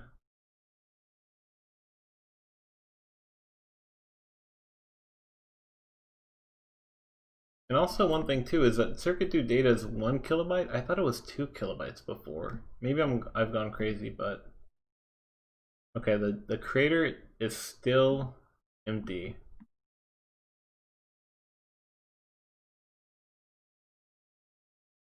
Still empty.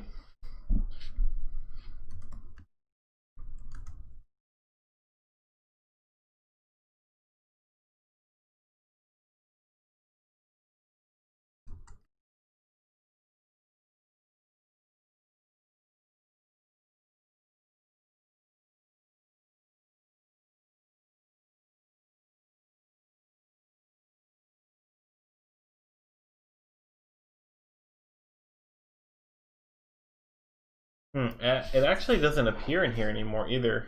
It doesn't appear in this list. Whenever I edit it with file Z, it does not appear. It has 4 records? 4 records. Okay, I changed the data type to be capital. Let's open that. I still don't see it. Open up file Z.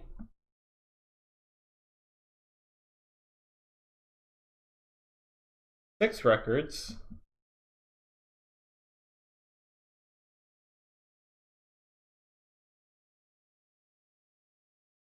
Eight records. Huh. Okay, so it's not finding this, but it is. Okay, it's not finding it, so it's you. Huh, I don't quite know what's going on here. I might need to just reset the ROM. I think I need to reset the ROM.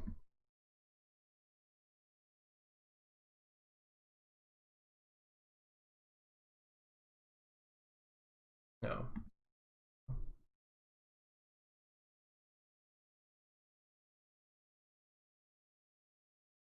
Going a little crazy.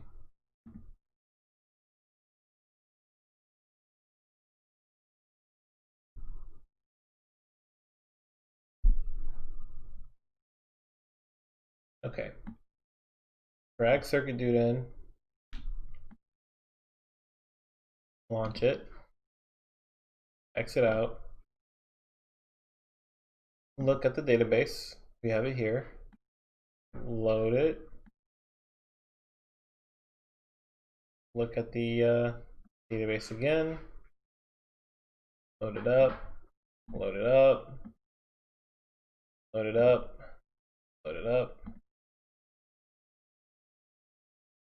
All still 1 KB. Okay.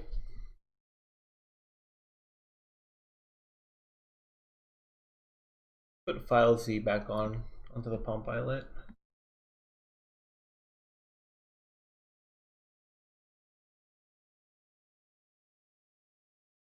That has 12. So I opened it up multiple times, and every time I've opened it, it actually added a record. John Jackson, am I making a highly classified game for the Palm Pilot? I am making a great fun game, so no, I'm not making the game you just asked about. Mine actually has an element of whimsical wonder. And it looks kind of good.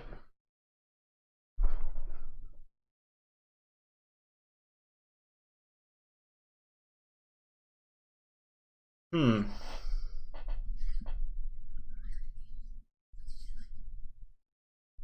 Okay, so I think we're gonna have to look up some of the documents that Galactic Discat left us.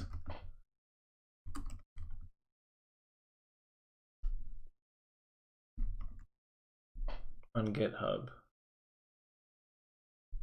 Hmm.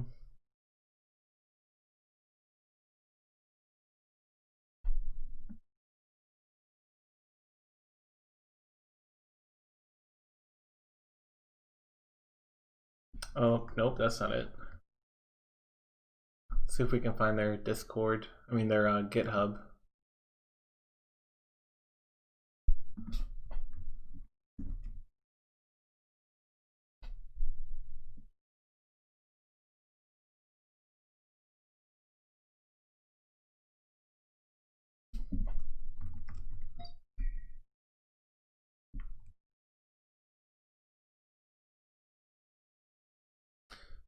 Gosh.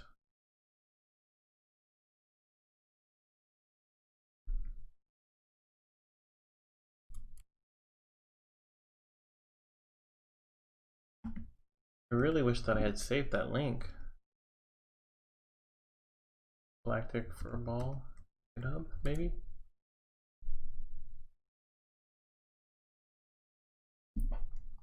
Pull it up in my history. I don't visit GitHub for almost any other reason. So, here we go. This is it.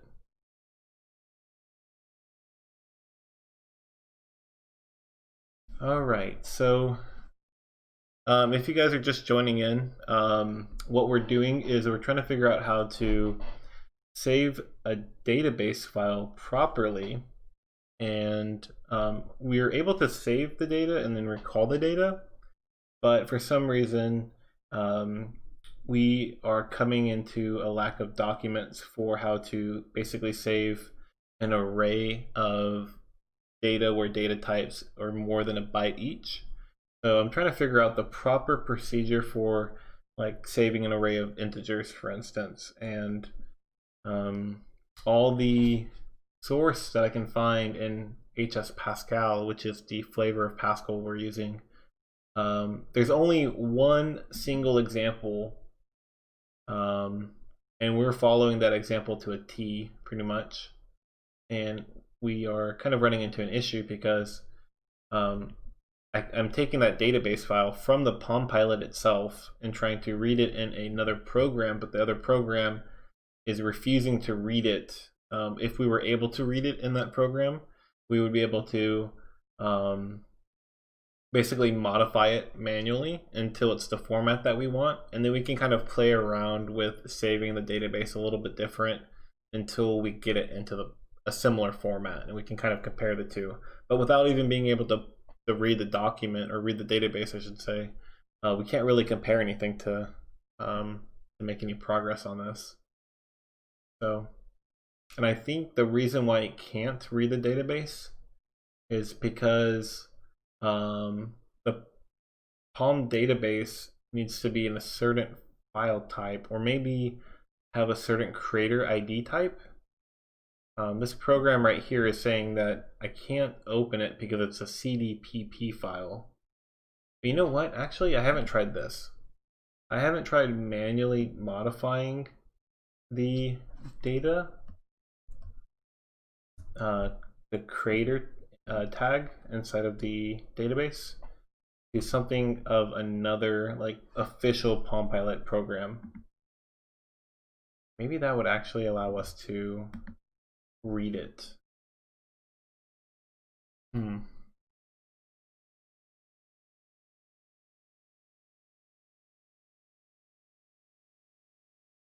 Oh, and also, if you're interested, this might be a little bit of a more boring episode, but I've gone from doing absolutely, having absolutely nothing to having 75% of a Palm Pilot program with color and everything. So if you're interested in following along, you can follow on youtube.com/crate or twitch.tv/the crate. All that info is like written out down there so you can see how to spell it. But also, all my past videos are going to be automatically uploaded to YouTube too whenever I stop streaming. So if you ever miss anything, you can go back and rewatch them there. Currently, I think I have 93 YouTube followers and 38 Twitch followers. So I'm trying to get to 100 YouTube and 50 Twitch followers by the end of the month. So that's my goal.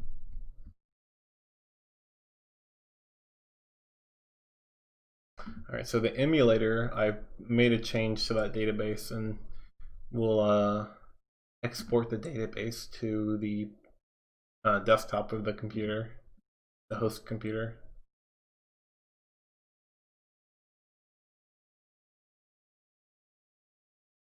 And the Palm database is not supported. The creator ID is memo.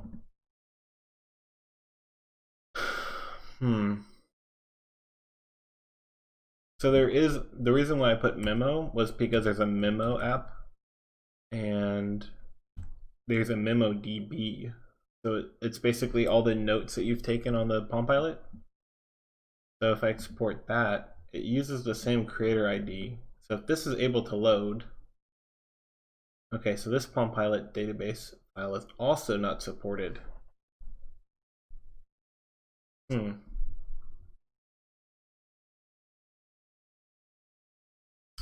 Okay, so I guess we're going back to taking a look at how do we create a database. We need to look at filling in the creator and the database type properly, because apparently that one's not working.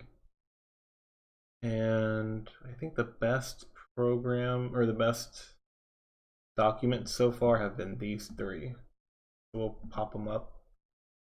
Uh-oh, that's not a good idea. It's gonna take forever to load that way.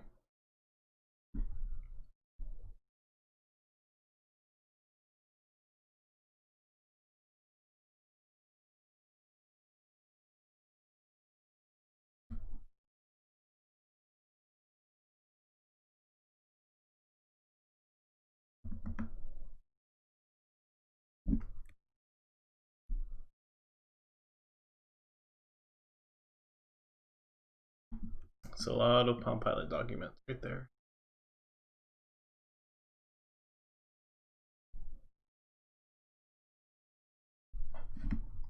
Okay, so the function that we're using is dm create database, and that's the data manager create database function.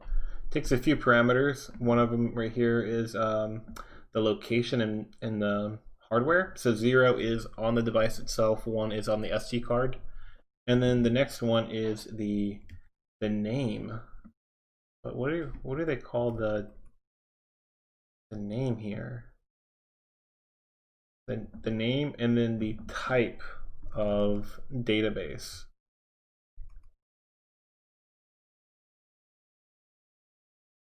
Sys file cdat datebook. Okay, so it looks like it's actually some sort of enumeration for the DB type.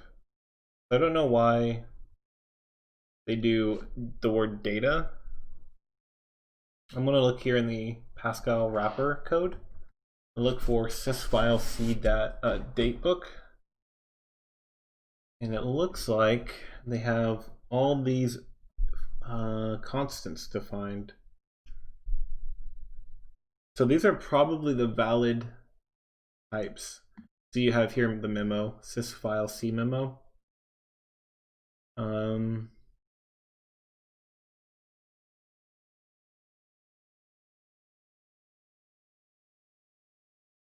Hmm.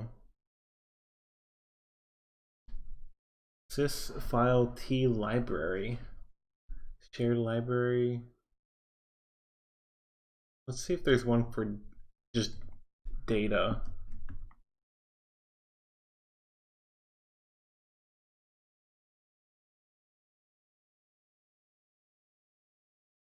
Resource types and IDs. Okay, so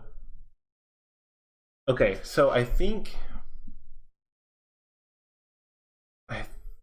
we might I think this is actually good because there's two types of databases in the Palm Pilot. You have the resource and you have records. So records is like what exactly what it sounds like, a record of information, and resource is like binary data. And we don't want to just try to shove in records into binary data because it's like shoving a folder into a toy box. We want to put the folder into a filing cabinet where it can all be sorted and stuff. So I think if we use the data name, it's going to be treated like a resource instead. And so a resource type of app global data resources. So we don't want that. I think we might want to do one of these records. Here's one for libraries, demo apps. Um,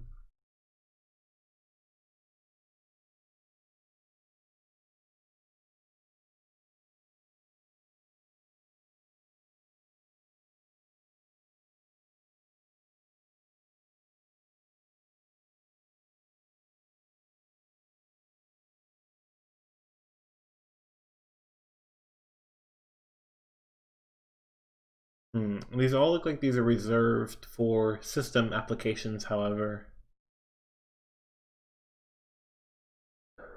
Hmm.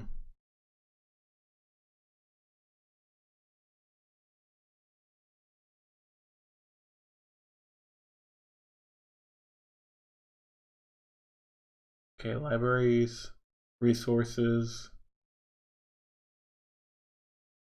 system preferences, color preferences. Hmm. Hmm.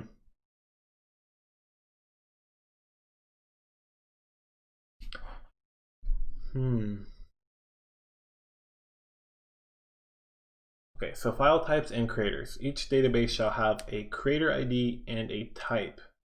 The creator ID shall be established with which application, patch, or extension a particular database is associated with. The creator ID should identify the application, not who created it. Okay, that's why it's called CDPP, because CD is Circuit Dude and PP is Palm Pilot. So Circuit Dude Palm Pilot version. The type will determine which part of an application, patch, or extension a particular database is. There can only be one database per application, patch, or extension, which has type, application, patch, or extension. The creators. ROM-based applications created by Palm Computing have all lowercase creator IDs. Third-party applications have creator IDs, which are either all caps or mixed case. Okay, so the creator ID I have is CDPP, and that's why it's all caps. All applications, system, patches, and extensions shall have unique creator IDs. Zoda X, what's going on, man? Yeah, it's actually pretty far. I even have like color in the game, so I got some progress going there. But the graphics they have a few artifacts, and it's kind of hard to see it. There's even grayscale version of the levels too, and you can kind of play through each level and complete it. There's a lot of little miscellaneous things we still got to do though.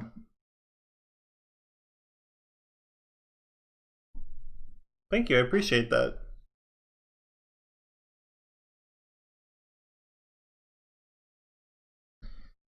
All right, so right now we're working on save data, and there's a reason. For some reason, the databases that I'm creating are either not valid or they're weird mix of working and not working.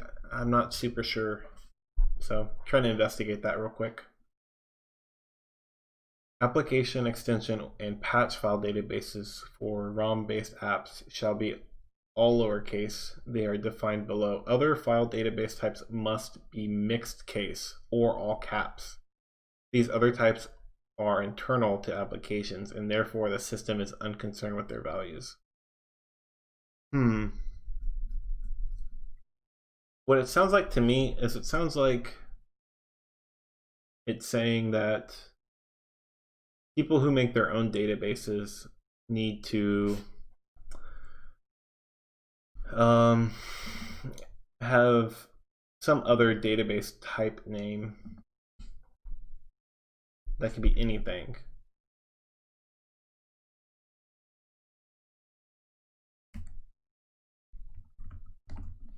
I think I'm going to need to look more stuff up online, to be honest.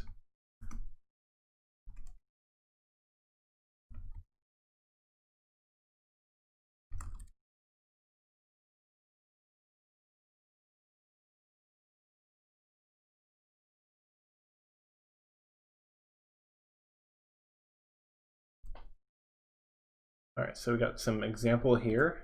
Generate the database used by the non-sequential tests, and press, I don't know, some other test. Looks like it's from Berkeley. So thank you, Berkeley. App ID, check out what that says. Proj.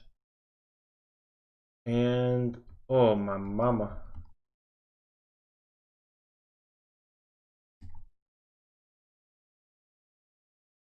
Okay, so we have the same right here, same database flag, or if it's a resource or if it's a record database. So they're false. The PSDB type data and the gen DB type is data, which is the other example. So these both use data, which is exactly what I used as well. And then I switched it to uppercase, all uppercase.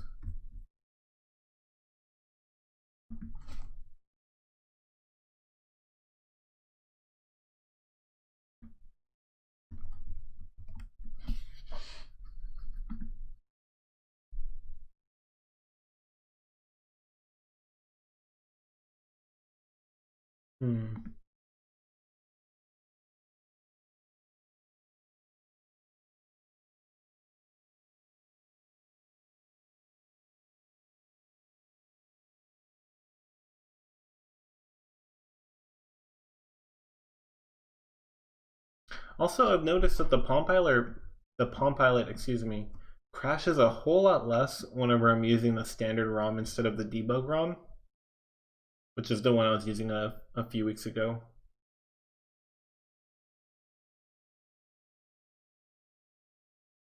All right, recompiled. See what happens. All right, database is created whenever the program starts. So that's why you see me open it for a moment and then just exit out. So it creates the database.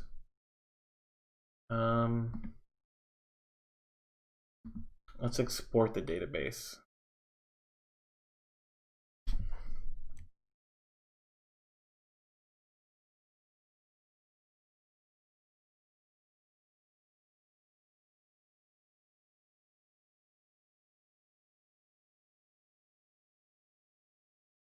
And try to open this up with the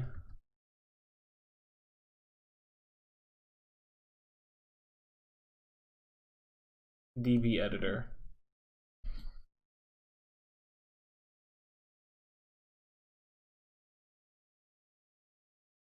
I hate that it moves my icons like that though. Okay, so it has another error still. The Palm database is not supported.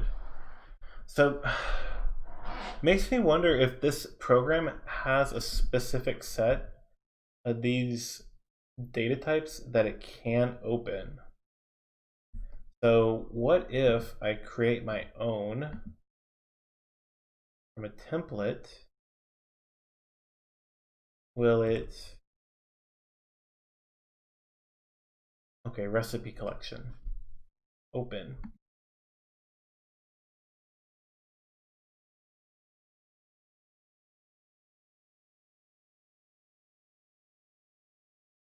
And the name of this recipe is BBQ tendies, chicken tendies, I should say. Ingredients are 3 tendies and 2 bottles of BBQ sauce. Instructions. Oh. Ask mommy for tendies. Okay. File, save as, recipe collection.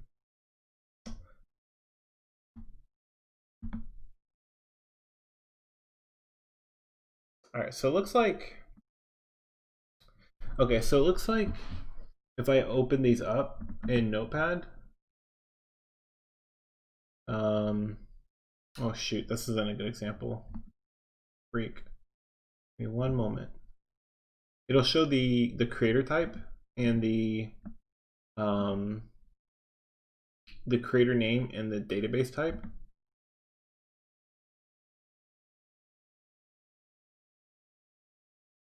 Data and creator is CDBP.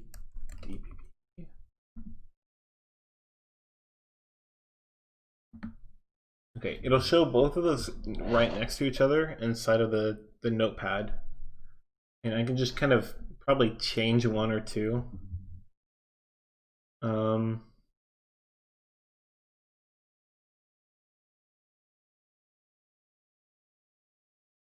could probably change one of them until it's the same type as this database, the recipe collection, and then this DB editor might be able to open it up. And that actually might fix the issue that we're getting on the Palm Pilot too.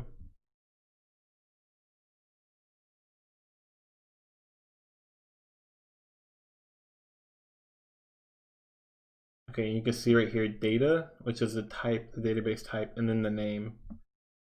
So type and then creator, type and then creator. So we have these 4, which is the type DB00 and the creator DBOS.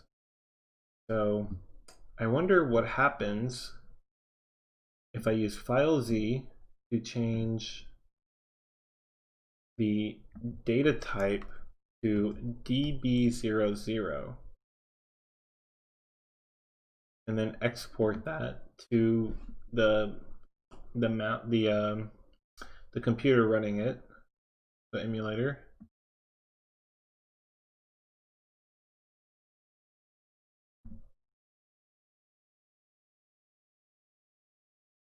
Okay, you see it's DB00. Now I wonder if circuit data can be opened up. It can't. The Palm database is not supported. Darn.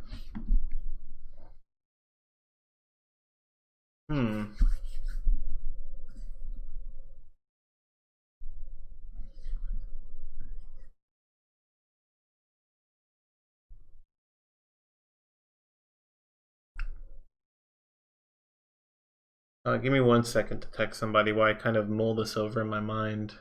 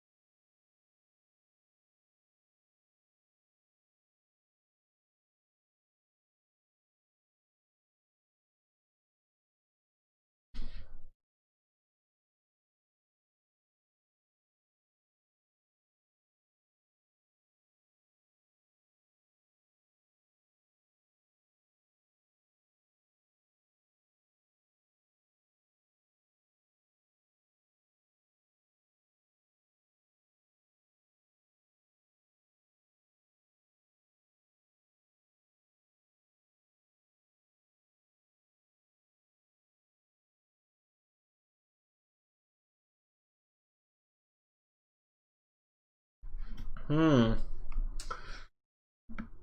I guess the other thing that I can try is changing the creator type to DBOS. I mean, I don't think that's gonna help out it.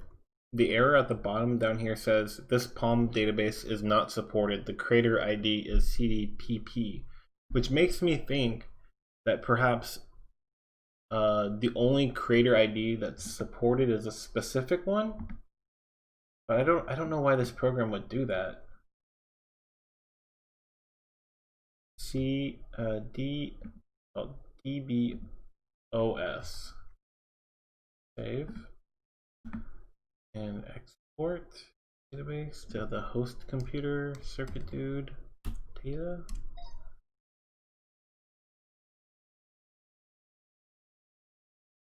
Whoa, it actually loaded. For some reason this only likes to look at that data.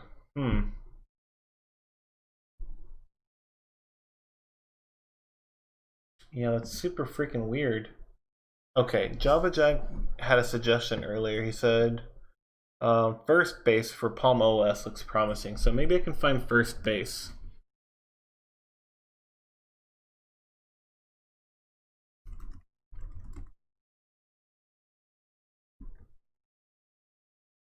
Wait, what is this? Berkeley? I don't want that.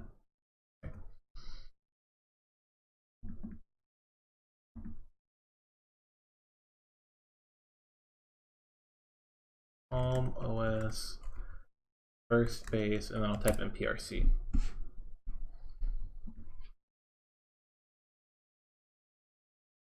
Okay, first base is a database tool for Palm Pilot. I think I saw that.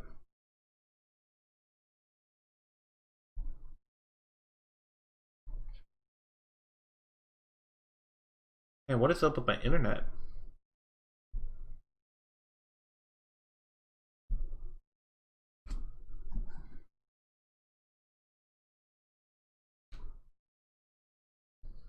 Oh my, ooh. Yeah. What is it called? First base 210.zip. I'll just Google exactly for that file name. And it looks like I found something really fishy, but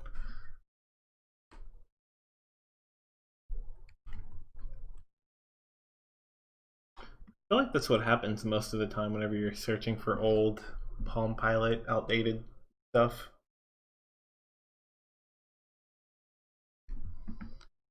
I probably am gonna get a bunch of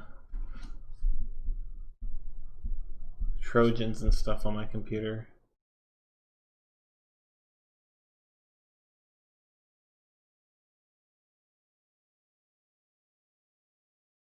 All right, we have first base here. Let's load.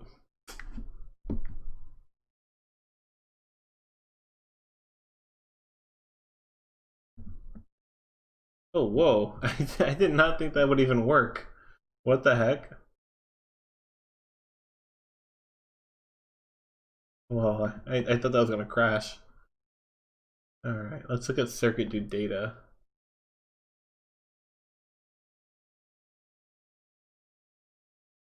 Attributes, modify, records? Busy, dirty. Oh.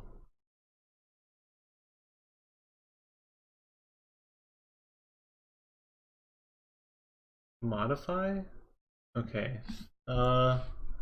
CDPP, database type, data.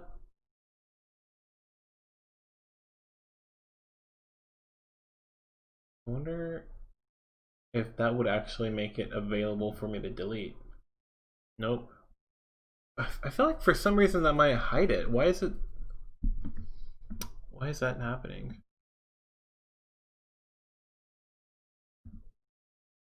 Okay.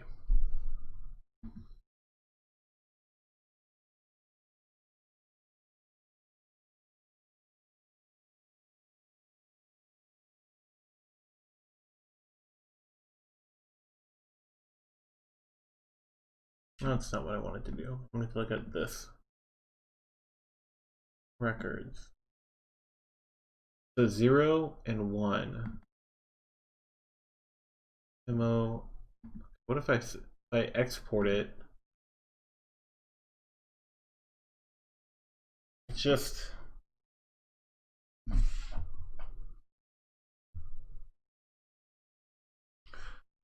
It doesn't have any kind of name associated with it. It has all these weird flags. You know, I wish I didn't delete that Berkeley thing because. What am I doing to save my records? DM create database. DM create database.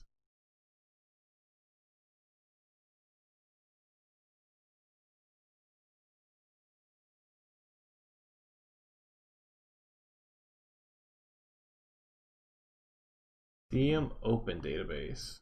So I always open it.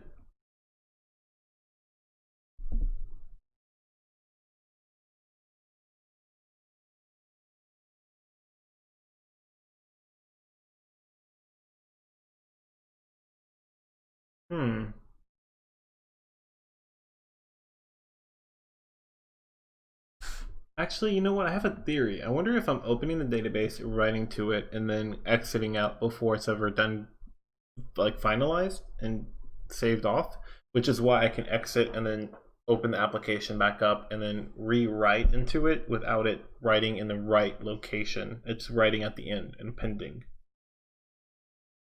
Like it creates these busy and these dirty records, but it's not putting them in the right spot for some reason because it's not like washing its hands clean of this data.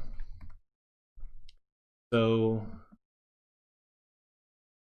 just like I can do DM open database, I see here that we release the record after writing the record, but does it ever do DM close database? It does.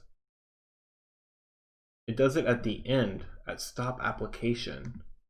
And I don't do that anywhere. So I think I need to go to stop application. Okay.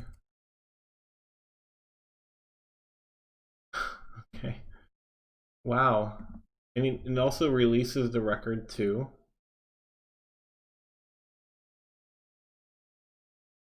Is this the only time it releases records? No, it releases the records when it writes to the records. And I do that too, but I never release the database. So DM close database.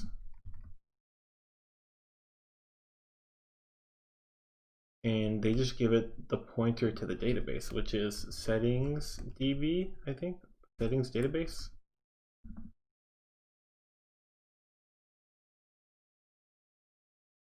I wonder if that changes anything.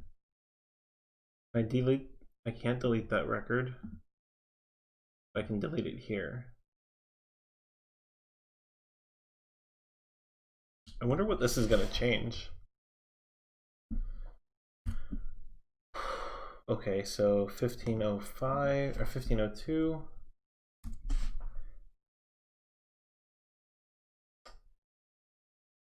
Ooh, it returns something.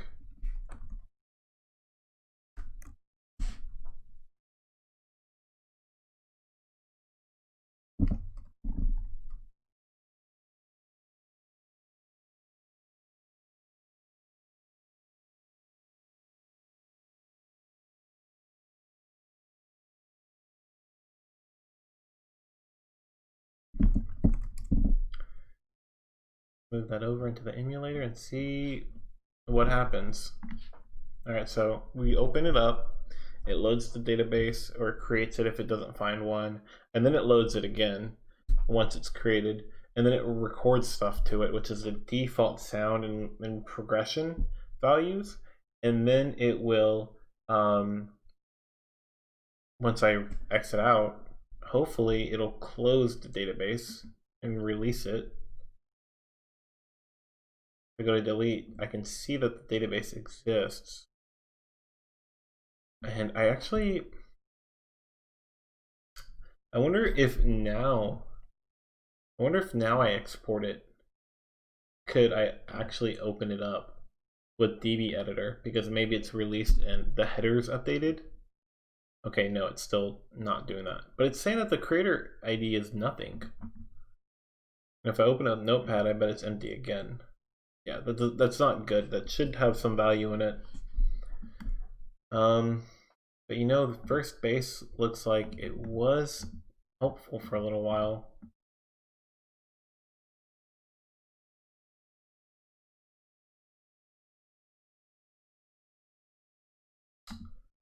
I wonder why CDPP and data are not being associated properly.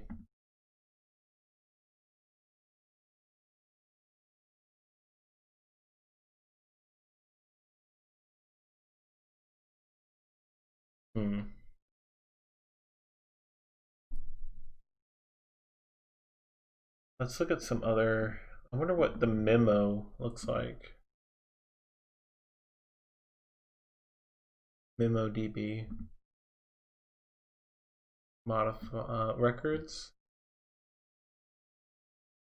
Application.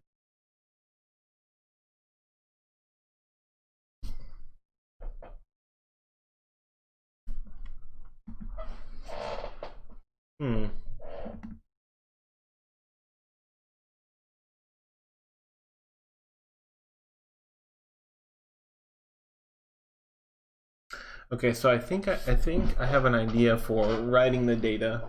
This kind of gave me a little bit of an idea of writing the data from the array with stuff bigger than a byte. But we can't even get to that if we can't make any sense of this information here. Now, there is one thing that I'm doing. I think sound, and let's see, max level is being initialized as 0, and then sound is 1. So I think that's what these values are, 0 and 1. And this is the index 0 and 1. So I'm going to just real quick try to change max level to, let's say, 25. And we can recompile it and see what happens. Rerun it. Okay, good. And then get through these errors.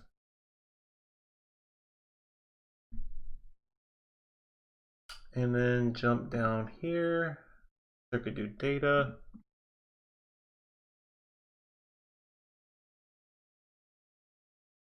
Records. Okay, so clearly it is creating extra records, which I don't want it to do.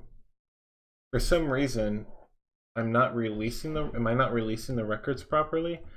Also, max level does not seem to be respected. I don't see the value for anything being done, but maybe that's because max level is the second. Is it the second being written, or is it the first being written? Huh.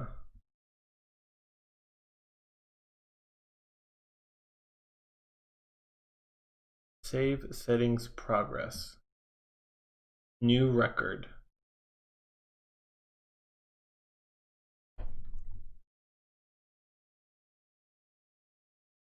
DM.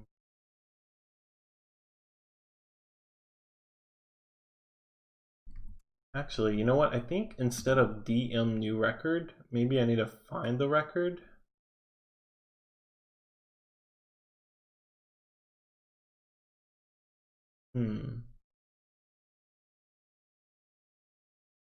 DM query record. Record viewing manipulation. Okay, get record. It returns a memory handle, and I can give it an index. So what if I look through?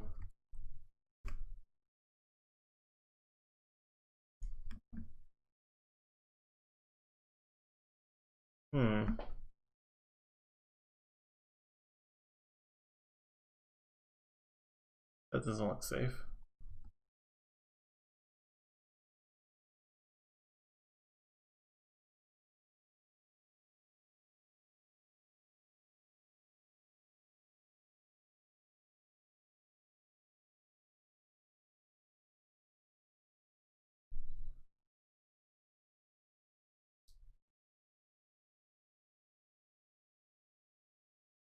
Okay, so actually this game right here, or whatever this game is, it looks like they try to get the database with db equals open my db, and then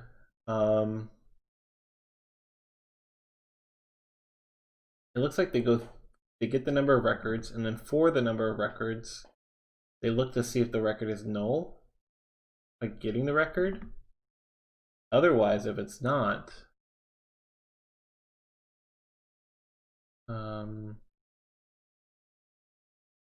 they do some stuff. So maybe instead of creating a new record every time,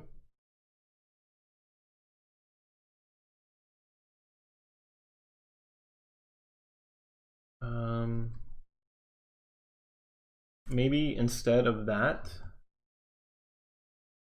we need to say dm get record. Let's see where I currently use it right here. So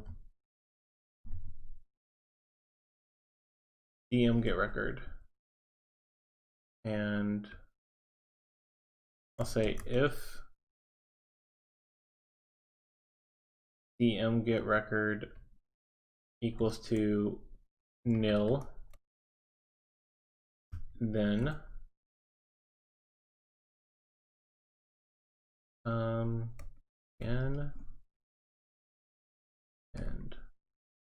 so what this will do is it'll check to see if there is a record already there, and if it is, the handle becomes that record.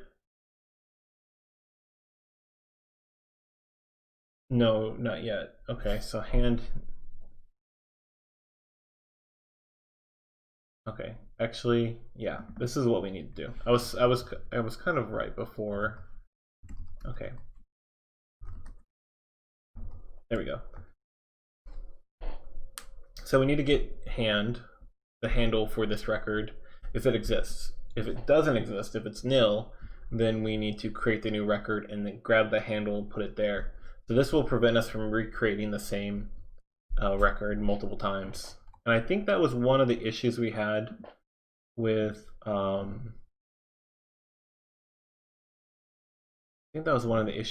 before with testing, and this will fix that testing issue we had, where creating max level and changing the value sometimes changed, sometimes didn't change what that value would be read as later on. So this should ensure that we only have 2 and great.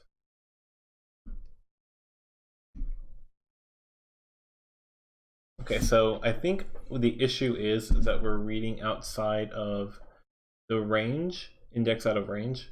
So we're actually reading, we need to get record size.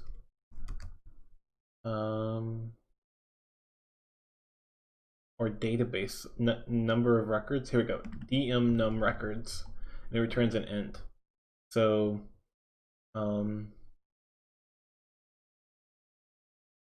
before we were able to get that record handle, we need to check the number of records for that database. Settings, database. Okay. And what we need to say is if that number is greater than or equal to record index. Okay. No. If it's greater than record index, then we're going to do some stuff. Otherwise, we'll do some different stuff. Okay, and what stuff are we going to do if the number of records that currently exist is greater than record index? Then we will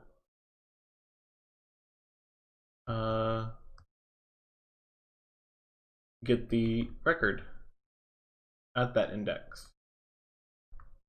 And if it's nil, and we'll create it. But okay, well, what if, let's say we're looking for record number 7, and it doesn't exist. If there's not enough records, then we will just create that record, right? Is that all we need to do? I think maybe?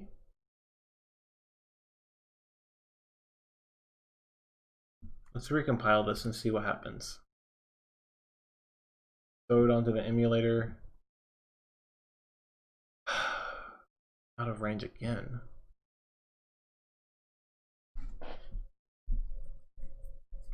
If number of records is greater than record index. Record index right now is 0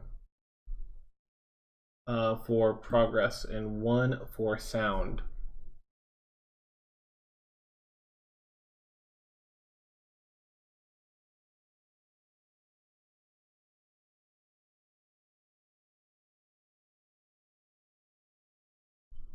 Okay, so I think this does need to be greater than or equal to. Okay, I'm still holding out hope. However, let's do a hard reset. I'm still holding out hope that this is right, that this is going to be okay. Gosh darn it.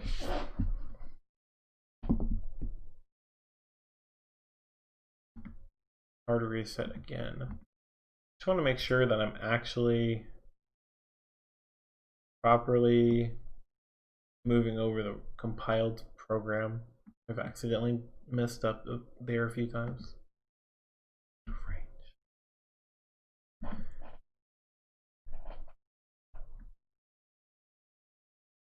Do I have to resize before I'm allowed to create? Do I have to resize it?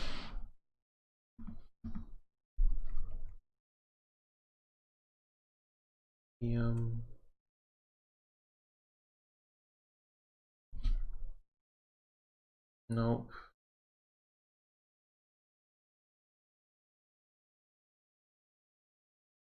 Okay, so if index is less than the number of records, then dm resize record.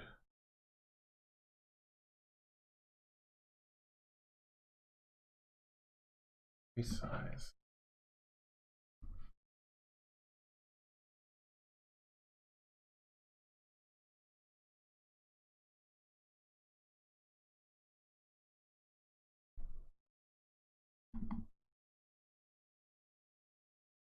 Is this resizing the single record? Or is this resizing the database?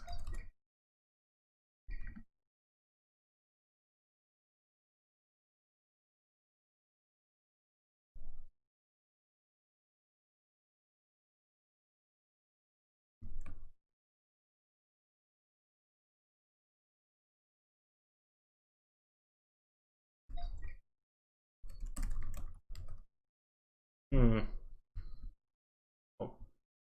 Look at another document real quick. Maybe this one? Nope. Okay, maybe this one.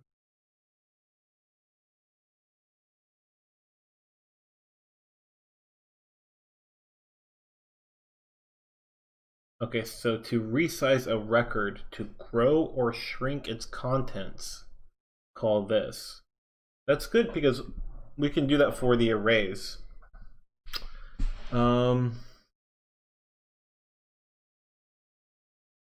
Using the data manager. Like, maybe we should just read through this paragraph.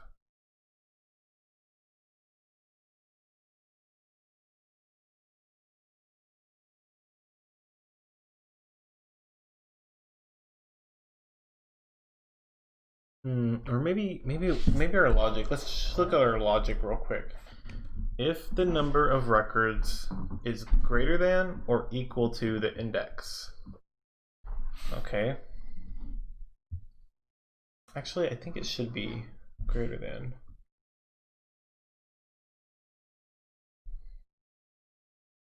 Then we're going to, oh wait, what? Oh, I think actually I mixed it up. Should be less than equal. Oh my gosh. Okay. I think that was okay. It's past my, I guess, my milkshake time. I do want another milkshake. I do. Uh, hard reset.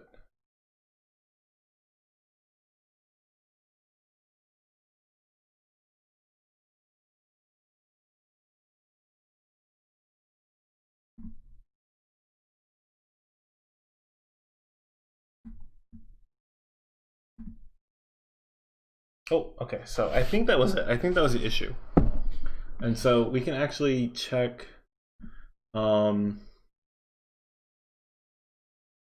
what FileZ and first space thinks of that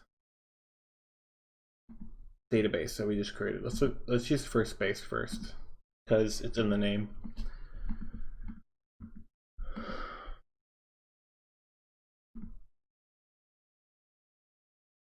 So it still doesn't have the creator ID or the type. And it only has one record right now too. Hmm.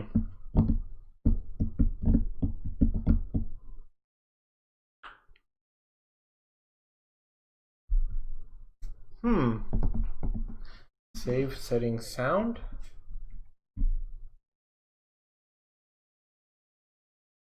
Save progress and save setting sound. Save.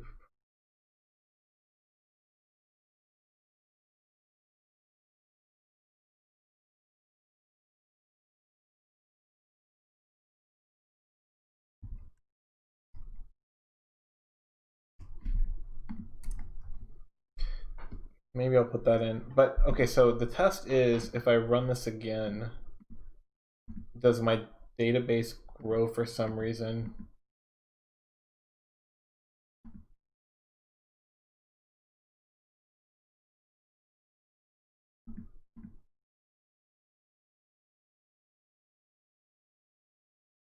And it does grow for some reason.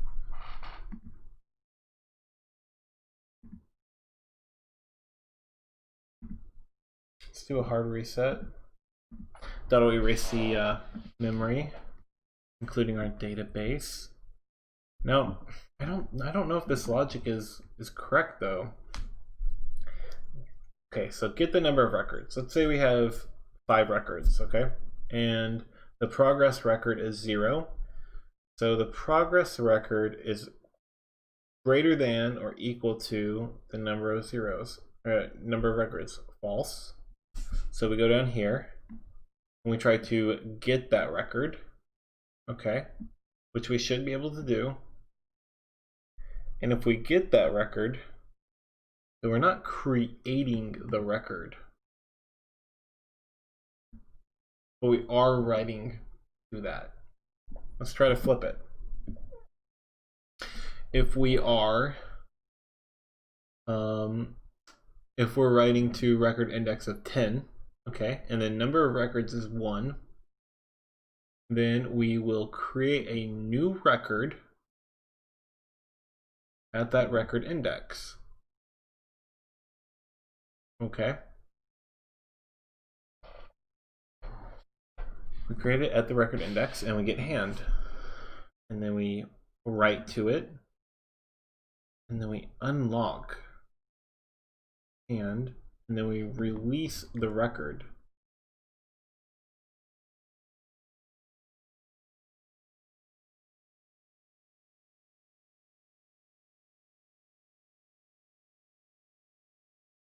Query record. What does query record do?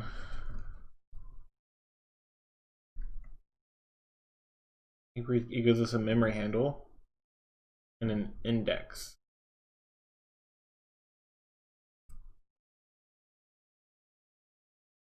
Get record takes a record index as a parameter, makes the record busy, and returns a handle to the record. If a record is already busy with DM get record is called, an error is returned. DM query record is faster if the application only needs to view the record. It doesn't check or set the busy bit.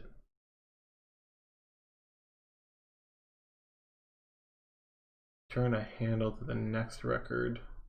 Oh, down here. Return a handle to a record for reading only. Okay, so that's what the busy bit is that we're seeing whenever we use first base to see if it's busy. For some reason, we're setting the busy bit. Yeah,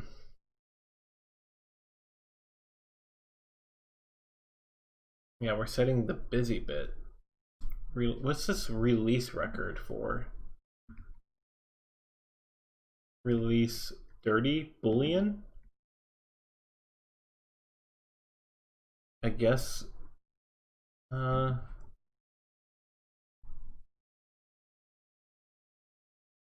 dirty. If true, set the dirty bit. Dirty bit. Dang.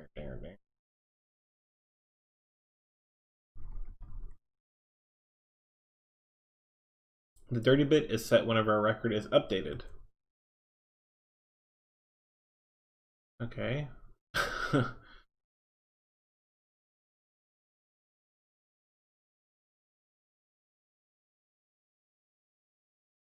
Clear the busy bit for the given record and set the dirty bit if dirty is true.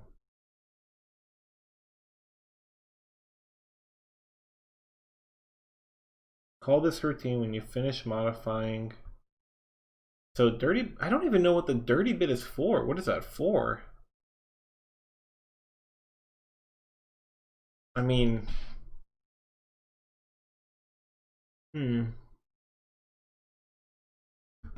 All right, let's look at this max level. Let's change this to 25 and sound to be 99. Let's rerun this. Circuit dude's not on here. Okay, we're starting with a clean slate. Let's do a few tests. Load circuit dude. Okay, nothing crashes. That's good. Let's take a look with first base to see what the database looks like.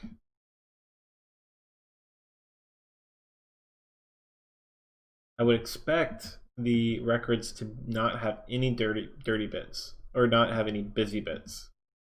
They shouldn't be busy at all because I released the records, I think. Busy and dirty. Okay, I don't know about private or whatever, but the value is 0. All right, run it again. What happens?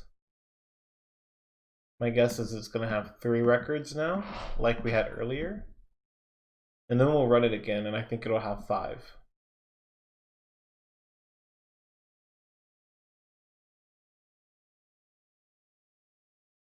Okay, 3. Busy and busy. So I'm making something busy, but not releasing it.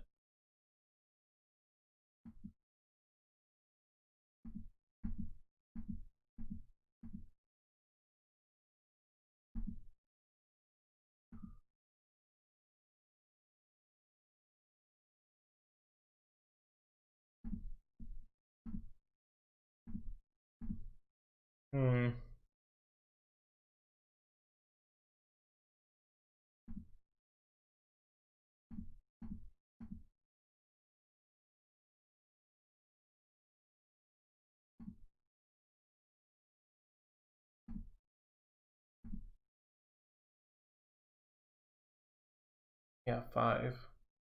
Like I said. Okay. I wonder why there's one that's off.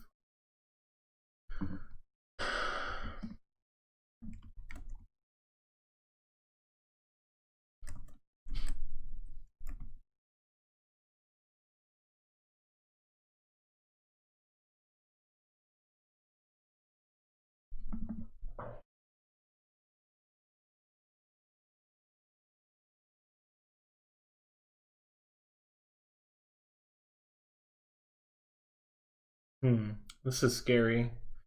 Instead of sound, setting sound, this should be record index. the settings progress, this should be record index. But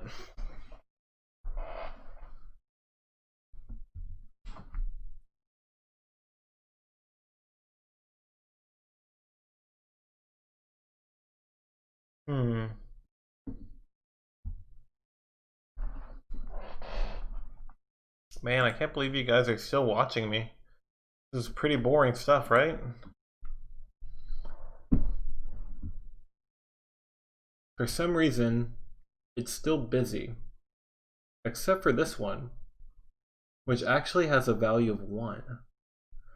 But sound is set to 99. Am I setting sound somewhere else? Am I calling toggle sound anywhere? No. I'm not checking and doing this at all. So sound should be 99. Unless no, okay, so I do set it before saving.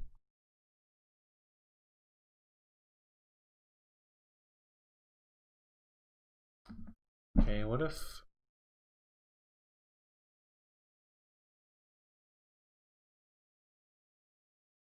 save progress?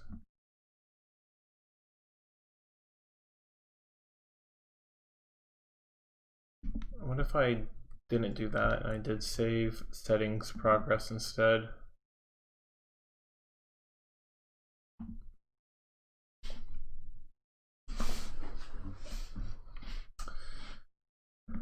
Man. 1442, let's see.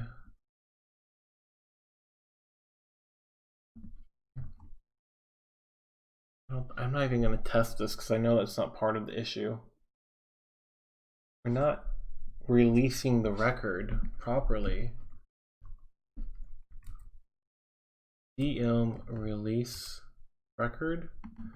Let's, I guess, look one more time here for where they do that.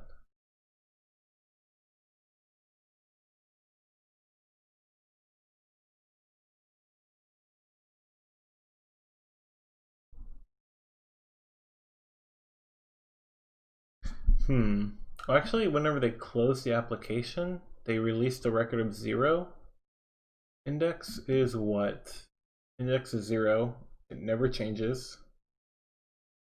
So they release that one record at the very end of the program.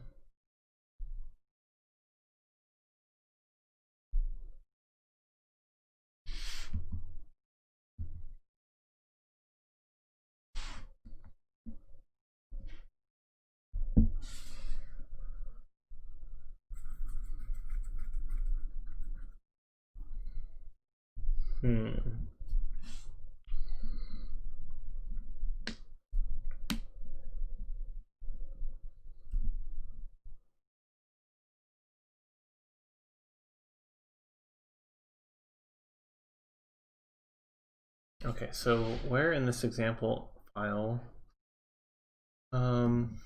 they write, okay, and then they have mem pointer unlock, and then they have the memory pointer, which is equal to the mem handle lock. And the pointer is just a pointer instead of mem hand unlock right here. So I guess I could change that. Instead of hand, I have point. That works.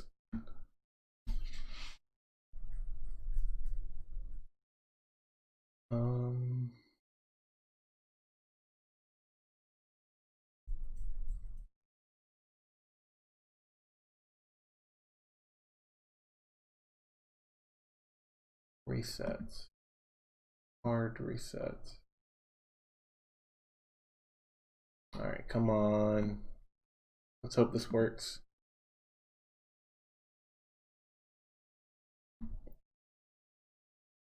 So what we did was we changed the mem handle unlock to mem pointer unlock.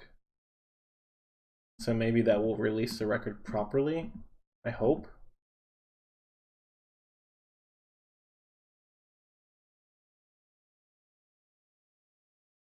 And it still has 1.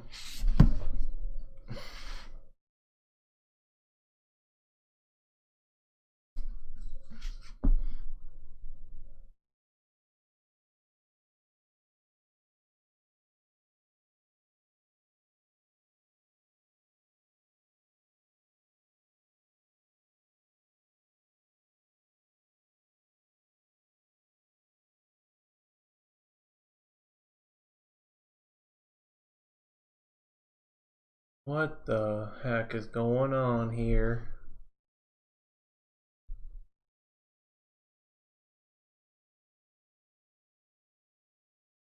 DM release record.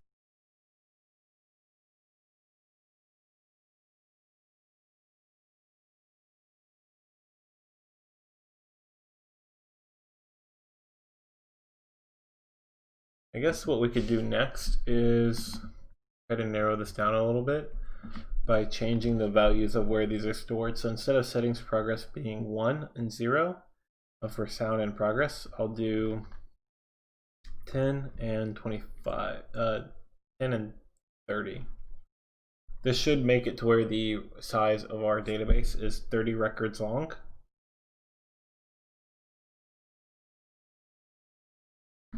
I don't know what's going to happen. I really don't.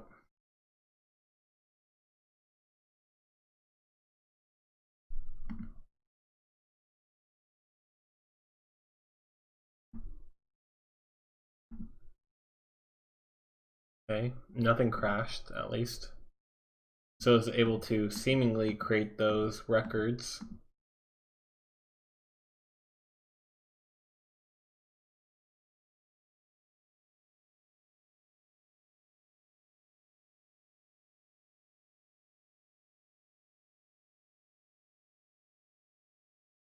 I only created 1.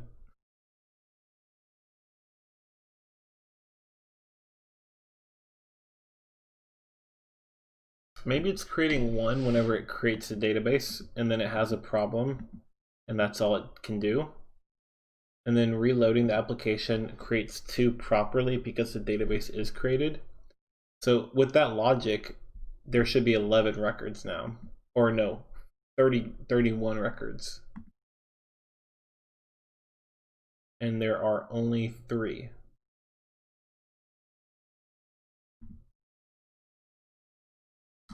Take a look at this one.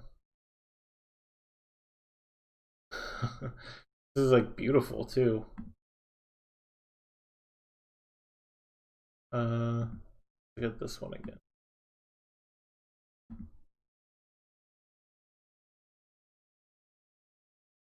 I can't click on any of these except for the last one. What is 63?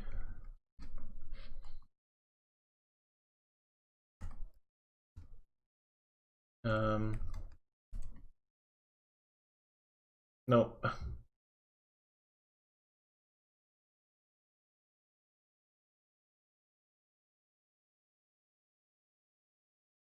What? 63. Convert this. Oh. 99? I don't do 99 any. I do 99 here. Oh.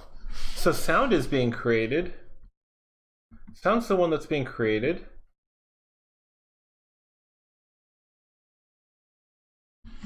This is blowing my mind right now.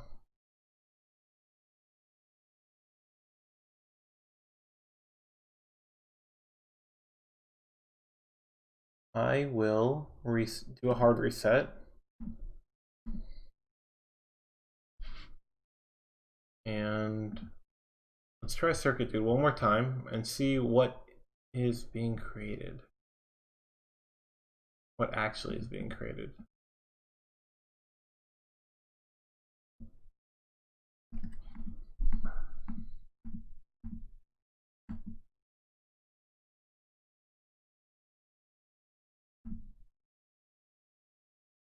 Okay, so if I double click on this, nothing happens because I think it's empty.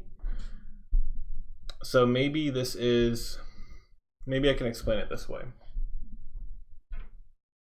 Maybe this is the progress. It's dying when it's trying to create progress. It reloads and tries to create progress again, and is successfully able to because it realized that whatever was stopping it is not stopping it anymore, and it's able to create it. And that's possibly because the record list isn't empty. And then the next thing that's being added is the sound. And the sound is the last thing being added, but maybe that's being added properly, and that's why we're able to see the value of it. And the first one still has something messed up with it.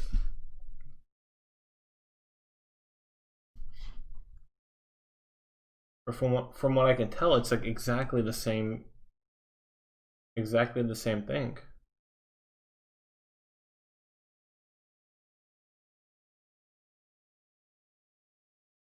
Let's see.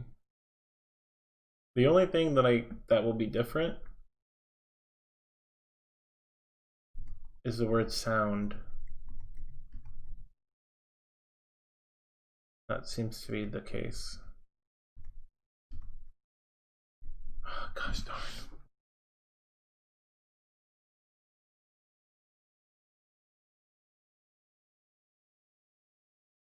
I might have to ask a genius or something to help me with this. It's really hard to find people who have the time to help you that also know how to do this kind of stuff, because they have the amount of people who know how to write Palm Pilot stuff nowadays is just so tiny. It really is. I mean, there's people who may have known it before, but they forget over time. You know, it's like a muscle that they just don't flex for a while. They have Palm Pilot atrophy.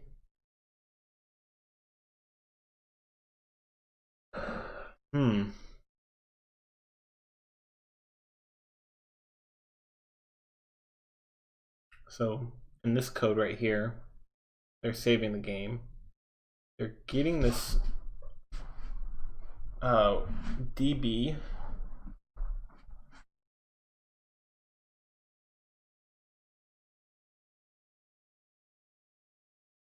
DB opens my DB. DB is null, then they're returning an error. If it's not null, okay, index is less than the number of records, then resizing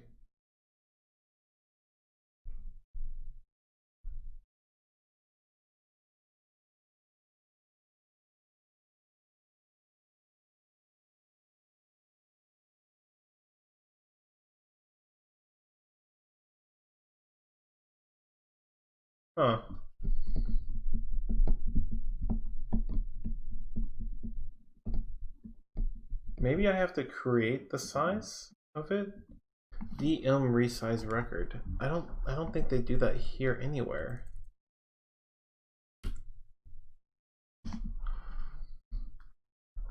Size, game size, and game. Add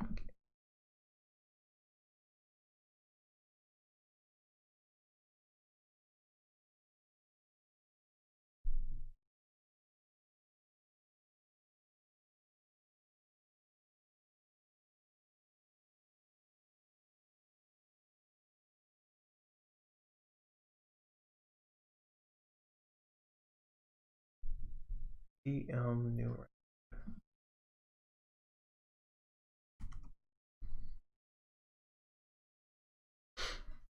Hmm.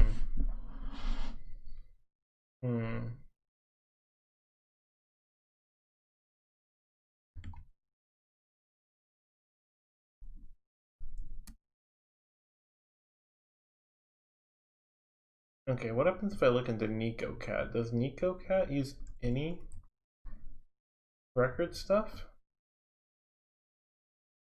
Nope. Only for structs, which is a completely different kind of record, not even related databases.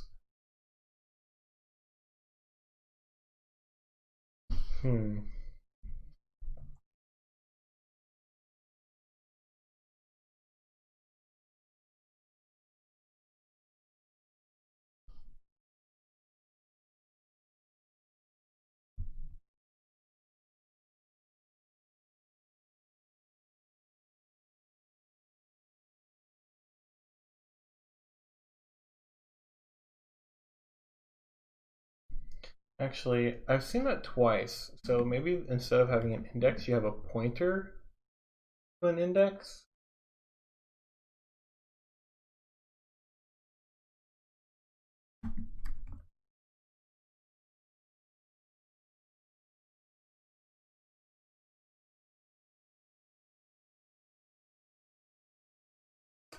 Oh.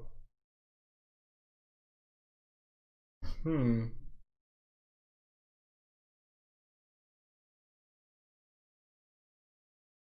So it is taking a pointer. That's what the var keyword is taking the value.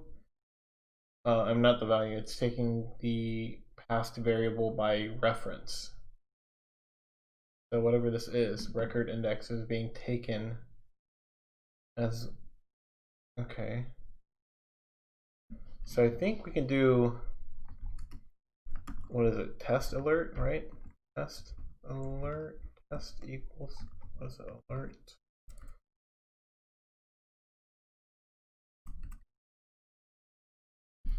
We have a way to test this, so I'm not too worried.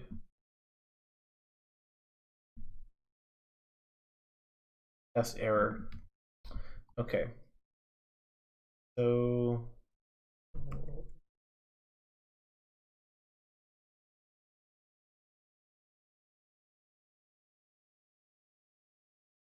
results. Here we go. Okay, so what we can do, I think, is inside of the savings progress, we start out with showing a custom error.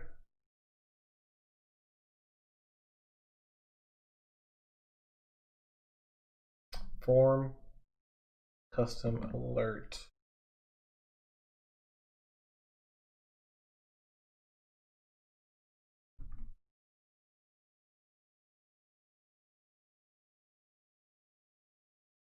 And then I to S. I'm gonna pass it record index, and then nothing, and then nothing. Okay, so what we're doing here is creating an alert, and it'll tell us the record index, and that's it. Because I have a hunch, maybe record index is being changed because it's being passed by variable or passed by reference.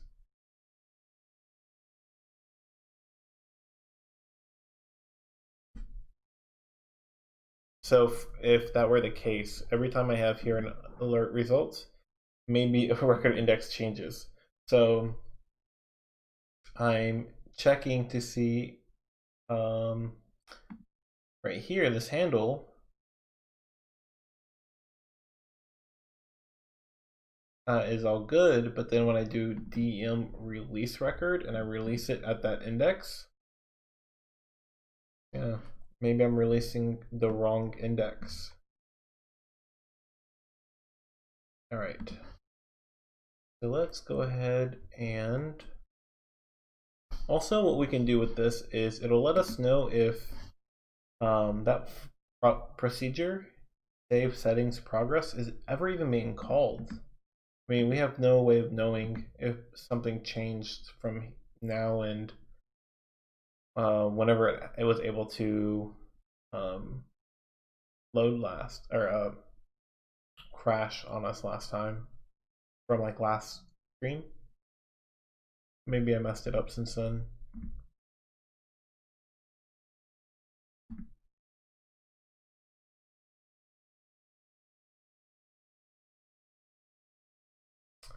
Okay, so 10. Okie dokie. Wow, look at that. 1. Why does that happen? Why does that happen? So record index here is 10.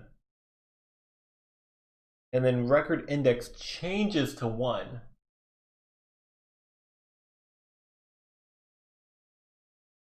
And stays 1.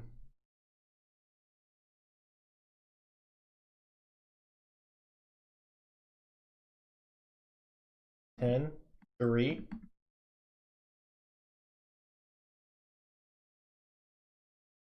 Gosh, dang it. Why is that? Why does that happen?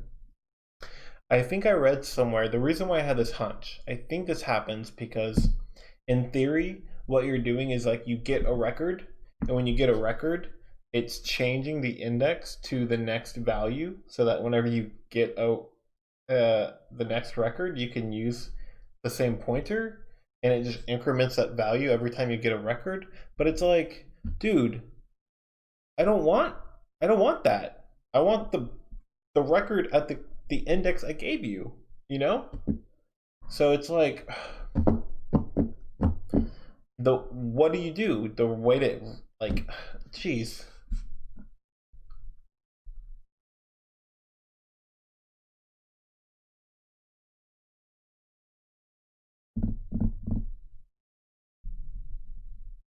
I mean, that doesn't make any sense to me. Like how do you ensure that the records are in the like in the order that you want them to be in? How can you ensure that they're in the order that they're supposed to be in? You can't.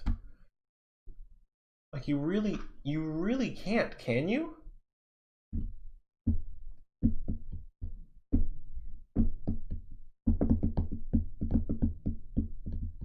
That's why these records are being like mixed up and jumbled. It's because I'm not I'm not using the same value every single time.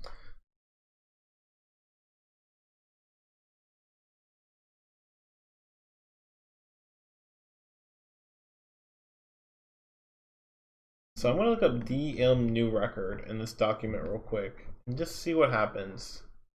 Given an open database, a pointer to the index of a new record and its size, create a new record, returning the handle to this record.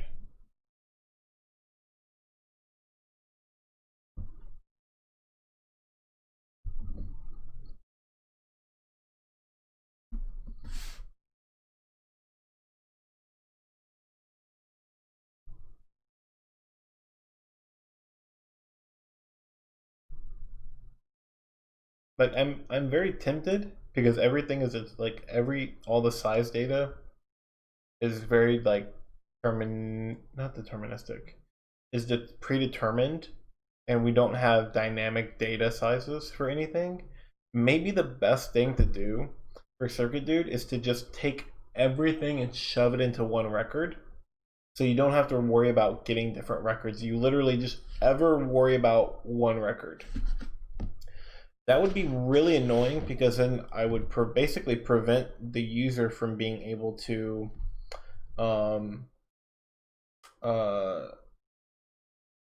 prevent the user from being able to send off their custom levels to somebody else with the beaming feature, which means we'll have to create a custom beaming like function to be able to send and receive levels between players.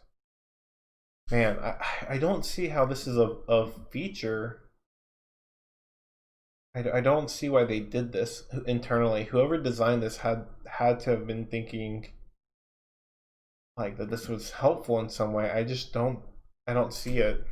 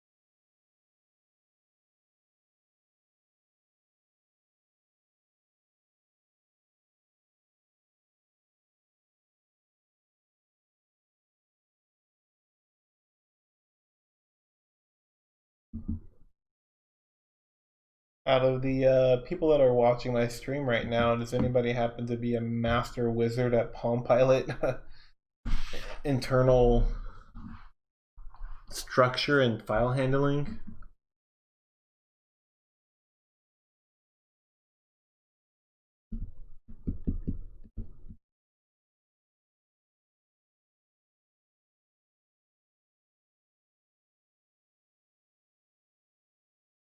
I mean, it looks like what they're doing for this example, they're writing something, and they're writing to here. Okay.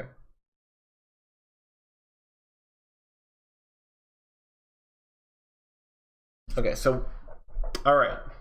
You know what? I have an idea of how we can solve this. And the way we can solve this is by having one single record, like I said earlier. And instead of the index, record index, we are going to have DM write handle this record index. And it's actually not going to be a record index. It's going to be our offset, or data offset, actually.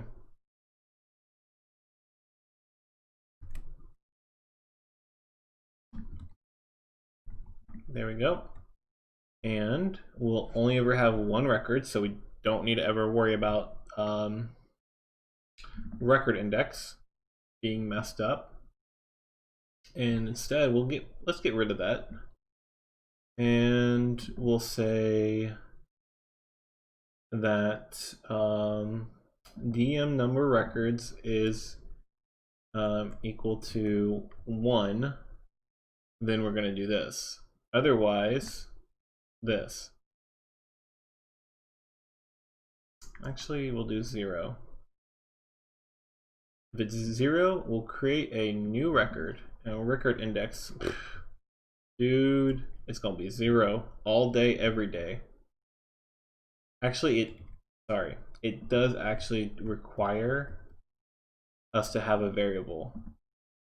So record index, because it's expecting a pointer to an integer, right? So we'll just do record index of 0.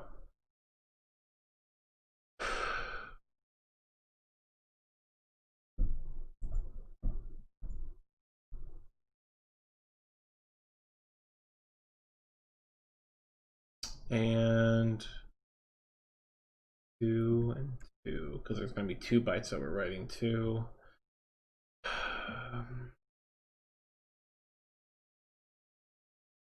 All right, let's see. I hate this so much.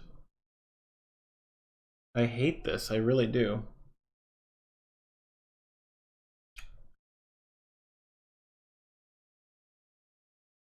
This doesn't seem right to me.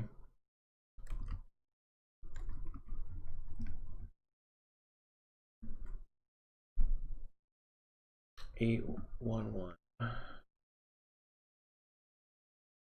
Oh, data offset. So data offset needs to be defined as an integer. Okay.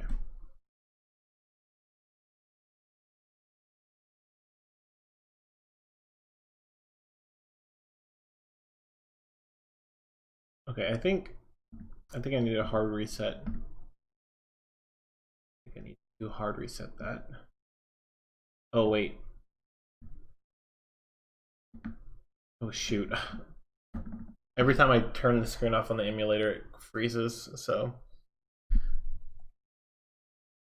close the program. I saved to, but I did not read settings.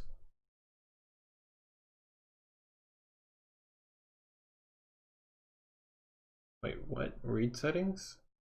DM get record.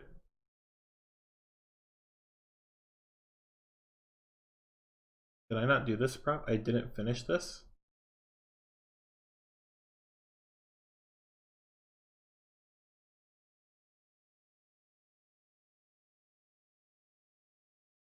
I guess I didn't finish getting the read data properly? I don't know. Okay, let's open the emulator back up. Come over here, you bad boy.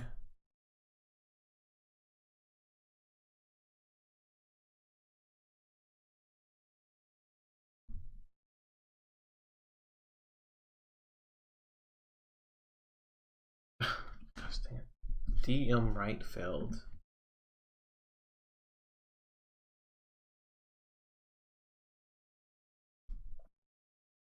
Data offset is, oh, data offset. Okay. Data offset is because I set the offsets to be like 10 and something ridiculous like that. I actually do need to write like 0 and 1.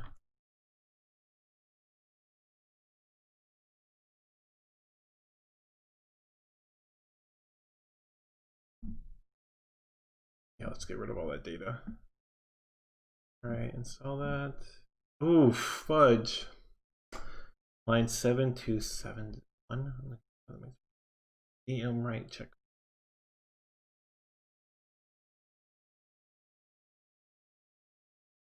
DM right.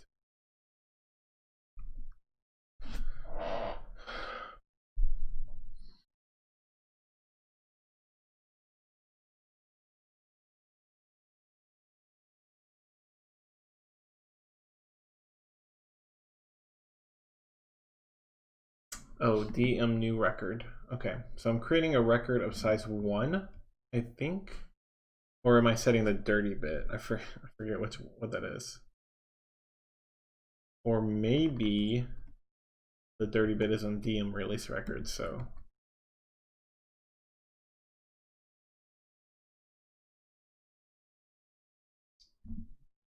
Fudge.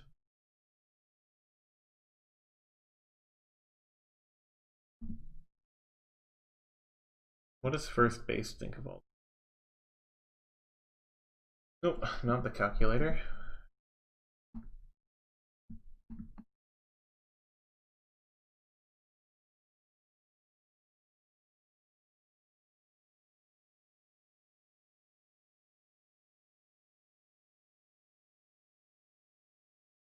So this is a record of size 2. And it does have the data. 1963. Hey, that was a good year. 1963 is, I think, 19 in hex. Geez.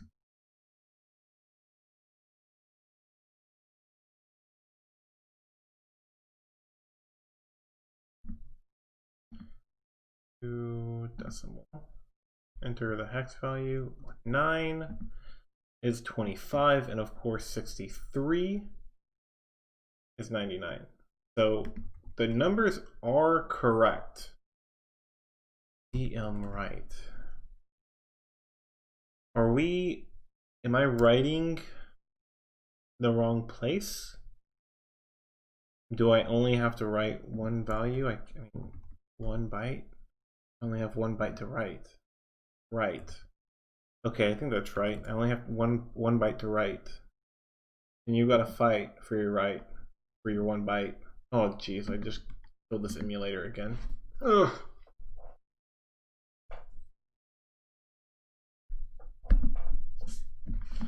You've gotta fight for your 1 byte to write.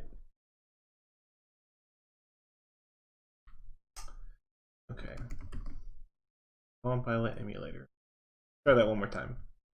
Recompile, throw a circuit dude in there, open it up, no errors. And that's because I was trying to write longer than 2 bytes, and I thought it was asking how big is the record that you want to write to, not how big is the thing that you want to write into the record.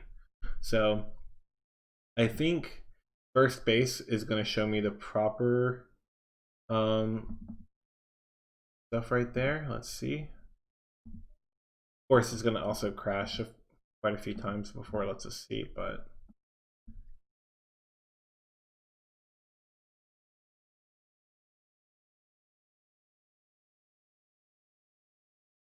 ooh, okay. I actually wanted to look at the records. Okay, what is it? Says dirty and not private. So that means that it's not busy. And that was what we were worried about, was being busy. And if I run it again, will it create a new record? I hope not. If I run it again and it creates a new record, that would be annoying.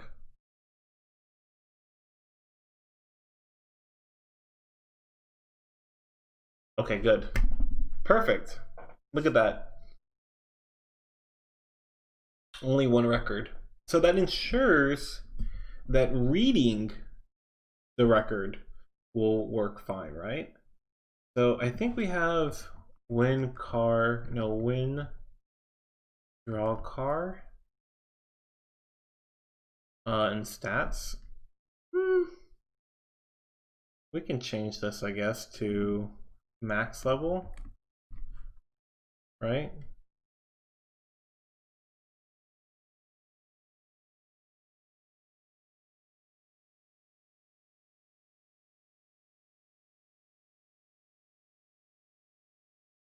Okay. And yeah, we can change this to max level. And actually, let's not do that yet. Let's not jump the gun yet. Because look, we have to get the record.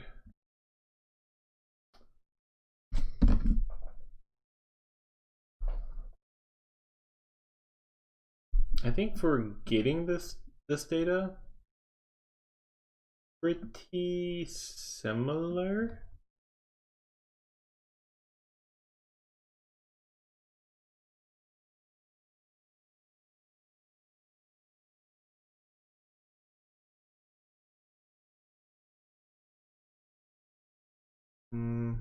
Query. I think query. Actually, we don't need to do get record. We just say DM query record. DM query record. And then handle rec pointer. Oof, that's kind of gross.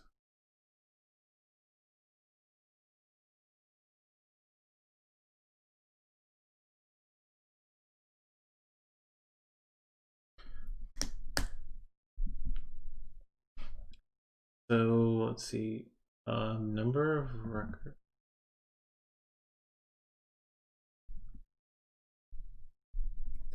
Number of records. Okay, we don't want to create one. We just want to say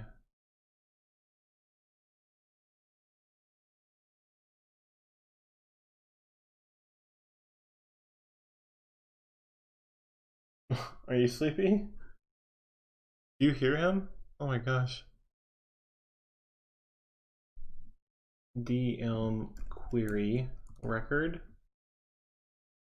I think it takes the same thing. Query record, yeah, takes the same thing. Actually, it takes an index though. It doesn't take an index pointer, which is very weird. Okay, so we're gonna query that record. Okay, and if hand equals nil, then we will initialize db. Okay. Because that means that we've messed something up. This should never happen, right? But this is just for sanity's sake.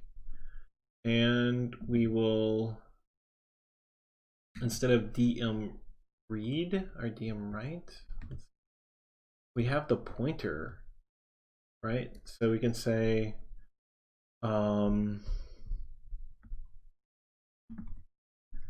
rec pointer, the record pointer,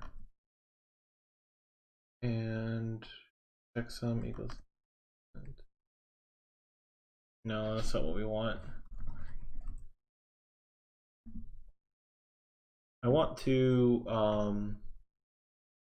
here we go, record. Let's see what this code does. If record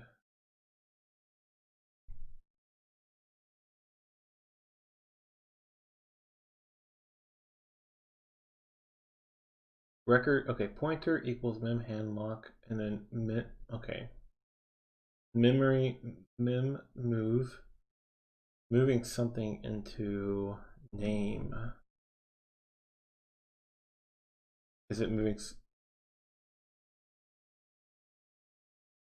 Yeah, it's moving something into mem move. Did they define that function?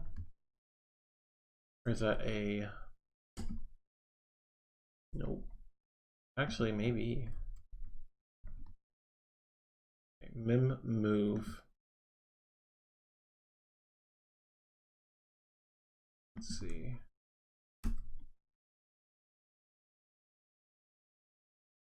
Mem move. Okay, so this is a great utility function. I think what we can do is say mem move in our program and say the destination pointer, and then the source pointer, and then the number of bytes. That's cool. And it's going to return an error.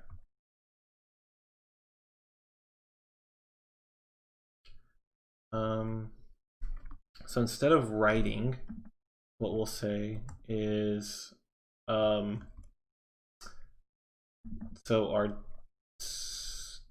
source destination is point. Okay. The number of bytes is 1. And ERR goes to that.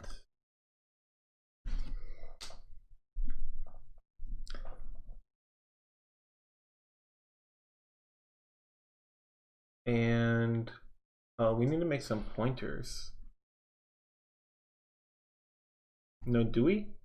No, we don't. We can say max level, right? We get the pointer this way. No, not the star. We do that. Or this actually. No, I think we need to actually make a pointer and say, no, wait, do we? I don't know. I don't know how this is going to work in Pascal, but maybe we can do that. Okay. And then maybe we can do this. Can't. Maybe. That's a little hacky, but 887. 887. We're gonna have to forward declare this here. Procedure that forward. And then type mismatch on 893. Okay, so I do think that we actually have to create a byte pointer, and we'll just call it byte pointer or byte point. And it will be a byte pointer. Wait, byte PTR? Yeah. And we will set it before each read. So byte pointer equals to max level pointer, or pointer to that. And byte point. And then byte point. And then set byte point to sound. Right. Okay. And type mismatch. Okay, I'm going to go out on a limb here, and I'm going to say this was the mistake we were making last night. We need to do an ampersand. I mean, an at symbol.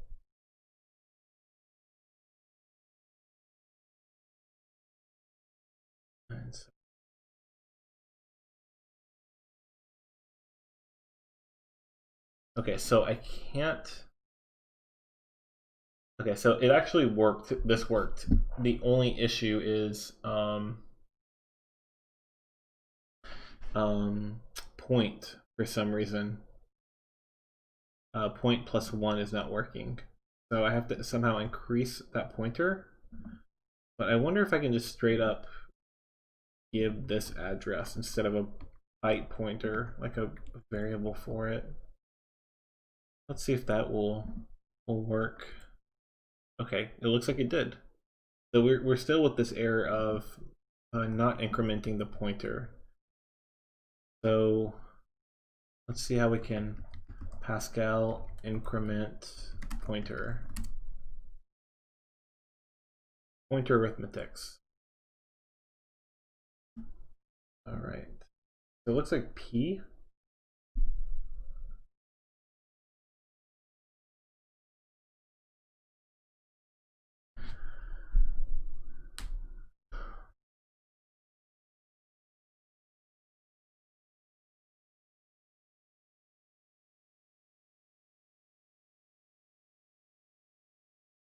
Oh, so it looks like there's a dec function. There's a, let's see, Pascal dec function.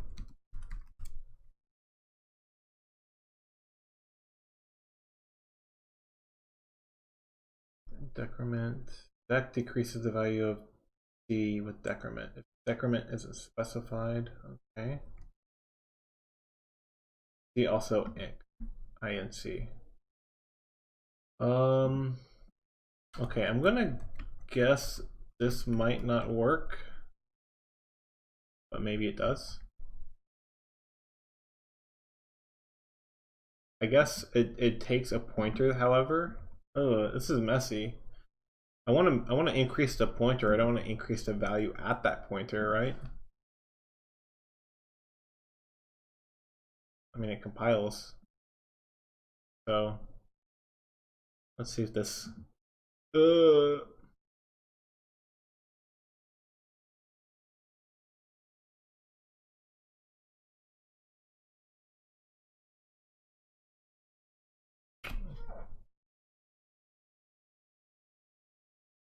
hmm.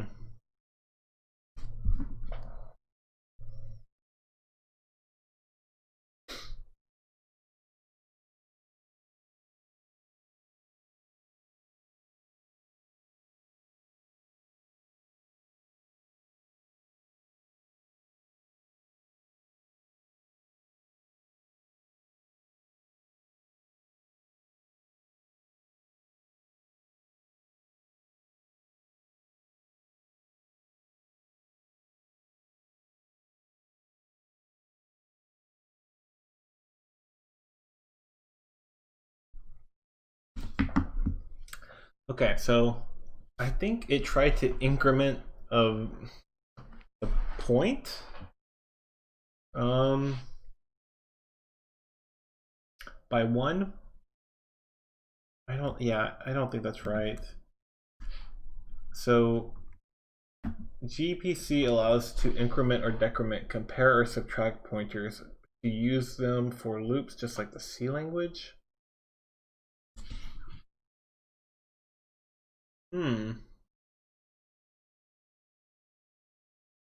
Proper way to increment a pointer in an array of elements.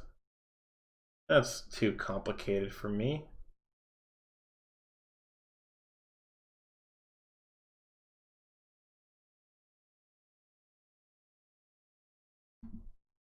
Okay, here we go. I want to use a function from fmod library that locks data in memory given sound and returns a pointer to the data. So some reading or modification can be done. Pointer 1 and pointer 2 are pointer in memory and length memory. How can I iterate over the data at point 1, reading each time next small int using Delphi? Okay.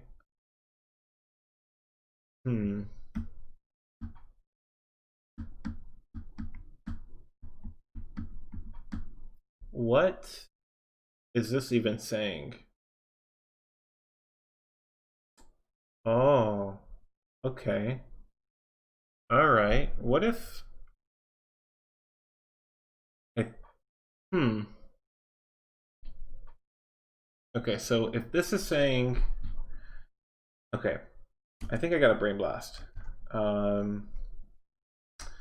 Byte array pointer equals to array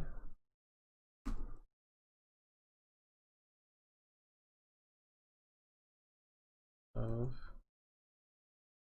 byte. Okay, so pointer to a byte array. And then we can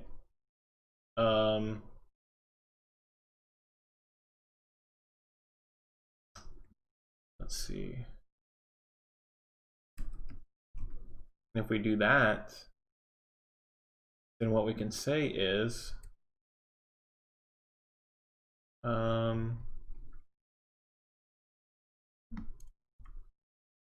byte array pointer settings. We'll call it settings. Okay. And we can say mim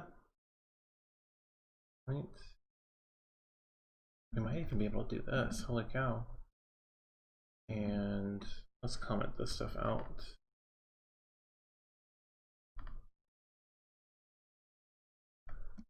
And max level equals to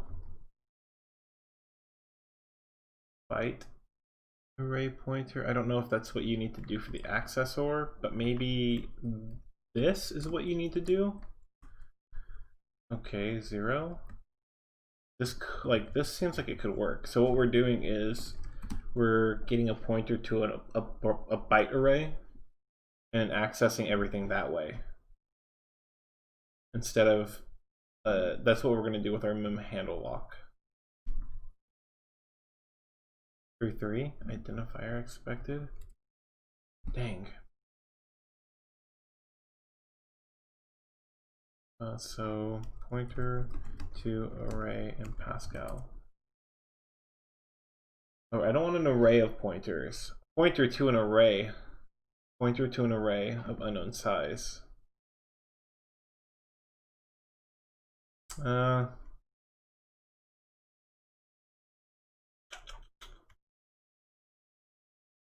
Pascal pointer to dynamic array in Turbo Pascal. How can pointer to a type be treated as a pointer to an array of that type?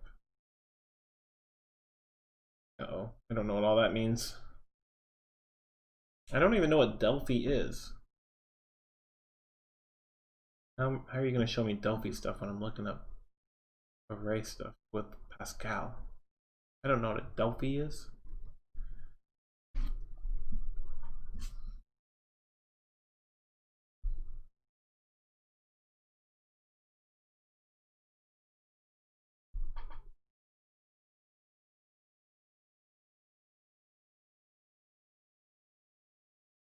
Hmm.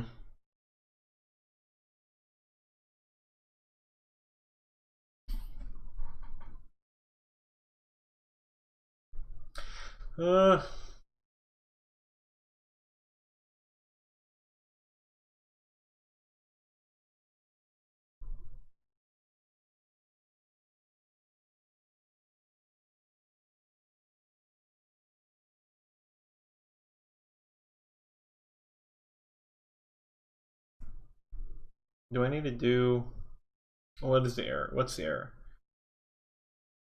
33. Identifier expected. So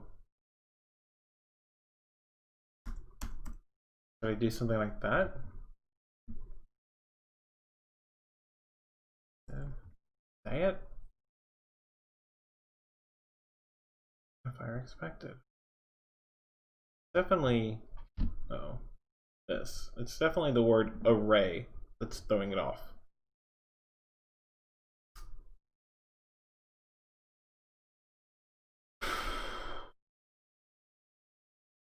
Pascal pointer to array. I don't want array of pointer. Pointer to an array of pointer. Guess we could do that.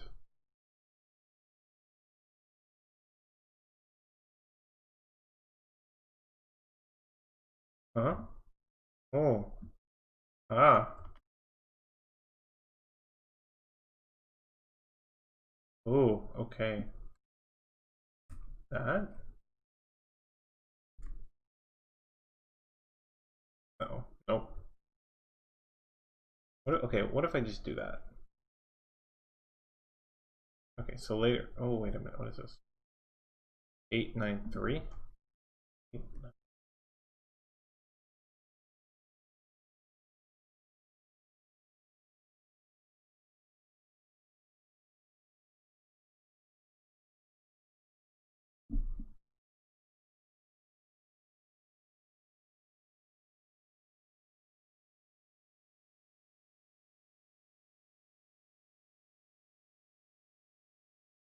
Are you going to tell me that at 893, a semicolon is expected?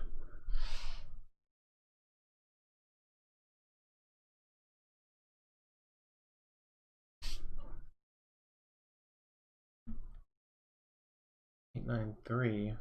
I went to 893.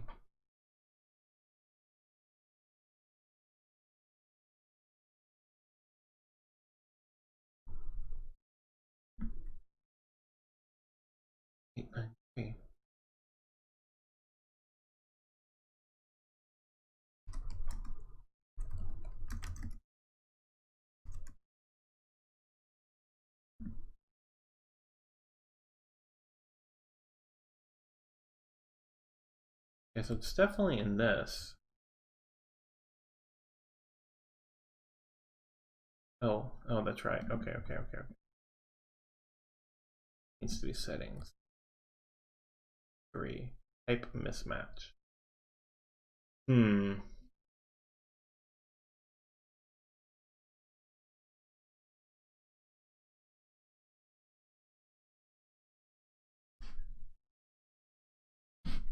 I wonder if I could do it this way. Okay.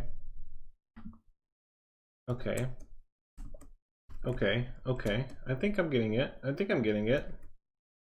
Okay, and then instead of, I'll just call it a byte array. What about settings array? Yeah, that's even more specific, because then we'll be able to say the size. Pointer, no.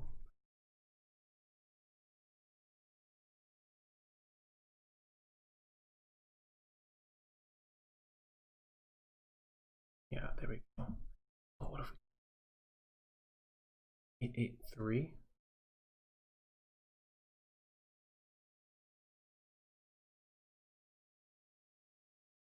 What if we can do that? Okay. Oh man.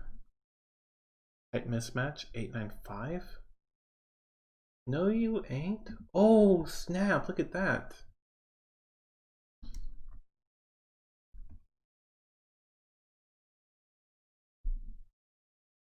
Ooh. Ooh.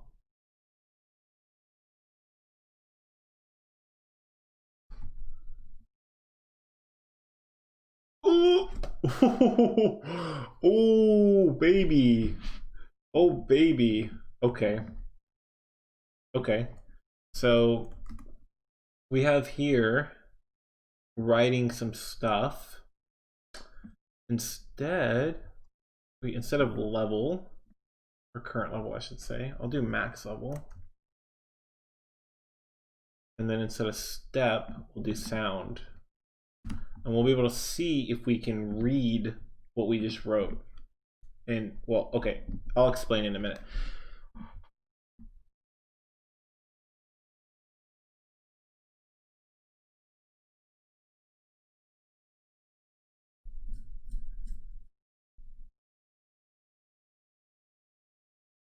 Add an on memory address.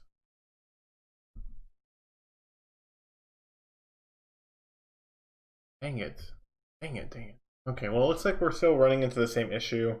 And this stream is getting pretty long. It's already 11:15 here. So I think I'm going to end the stream here. But, thanks for those who stuck around. I think some of you may have been here the entire stream. Probably like left it on and fell asleep or something. But tried to mess a little bit more with the memory stuff here and there. I think we will continue with one single record for the entire thing. But yeah. Okay, well, thanks for those who followed me tonight. I know that some people did. I don't think that the thing that's down in that area is actually keeping up with YouTube and Twitch. I think it just might be showing Twitch. But for those of you who follow me, thank you very much. I'm trying to get to 100 followers on YouTube by the end of the month, which is like 15 days away, something like that. And 50 followers on Twitch, which I'm not sure which I'll hit first, but I think I might hit both of them this month. So it would be really great if you can follow me on Twitch or YouTube, whichever one you like to use. Like I said before, I think eventually I'm going to stop using one of them, and whichever one has the most amount of engagement, that's the one I'm going to stick with. And if you want to see the rest of this, if you've missed anything so far, all the recordings are up on YouTube, youtube.com/crate, and of course the Twitch is twitch.tv/thecrate. And Twitter underneath me, right here, you can find twitter.com/crate. What's up, Raj? I haven't seen you in a while. Um, yeah, it was kind of quiet today, unfortunately. Did you see what I was doing with that pointer stuff? I was wondering if you were here or not. Um, but yeah, I'll figure that stuff out later. You know, it's just kind of a little bit of a mess, some weird Palm Pilot specific stuff, but you know, it's fun. You know, if you're interested, I'm gonna be back on Sunday night. That's my goal, is to do Sundays, Tuesdays, and Thursday nights at 7:30 Central Standard Time. For this weekend, though, I think either tomorrow, Friday, or Saturday night, evening at some point. I think I'm gonna play Pokemon Stadium with my friend. Somehow we're gonna emulate it and play it over the internet, which I've never done any kind of game stuff here, and so it might be fun. I'm not sure how I'll like it, but he's a great guy and he's fun to play with. So, Raj says he was ducking in and out. Look back over it later. Okay, yeah, dude, send me anything you want on Twitter. Let me know if you see anything useful. My brain was kind of going in circles. You know, I've always heard that if you're in a meeting, you should only ever have the meeting like at maximum be 1 to 2 hours long. After that, your brain starts to melt if you're looking at something for too long. So maybe I need like a 2 hour mark dance party or something to kind of break up the monotony. But like I said, I don't think it was entirely for nothing.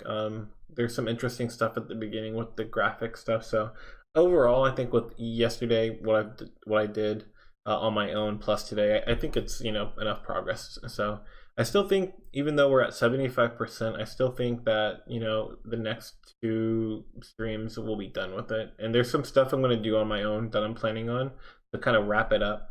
But yeah, so I think I'm going to go ahead and just end the stream there.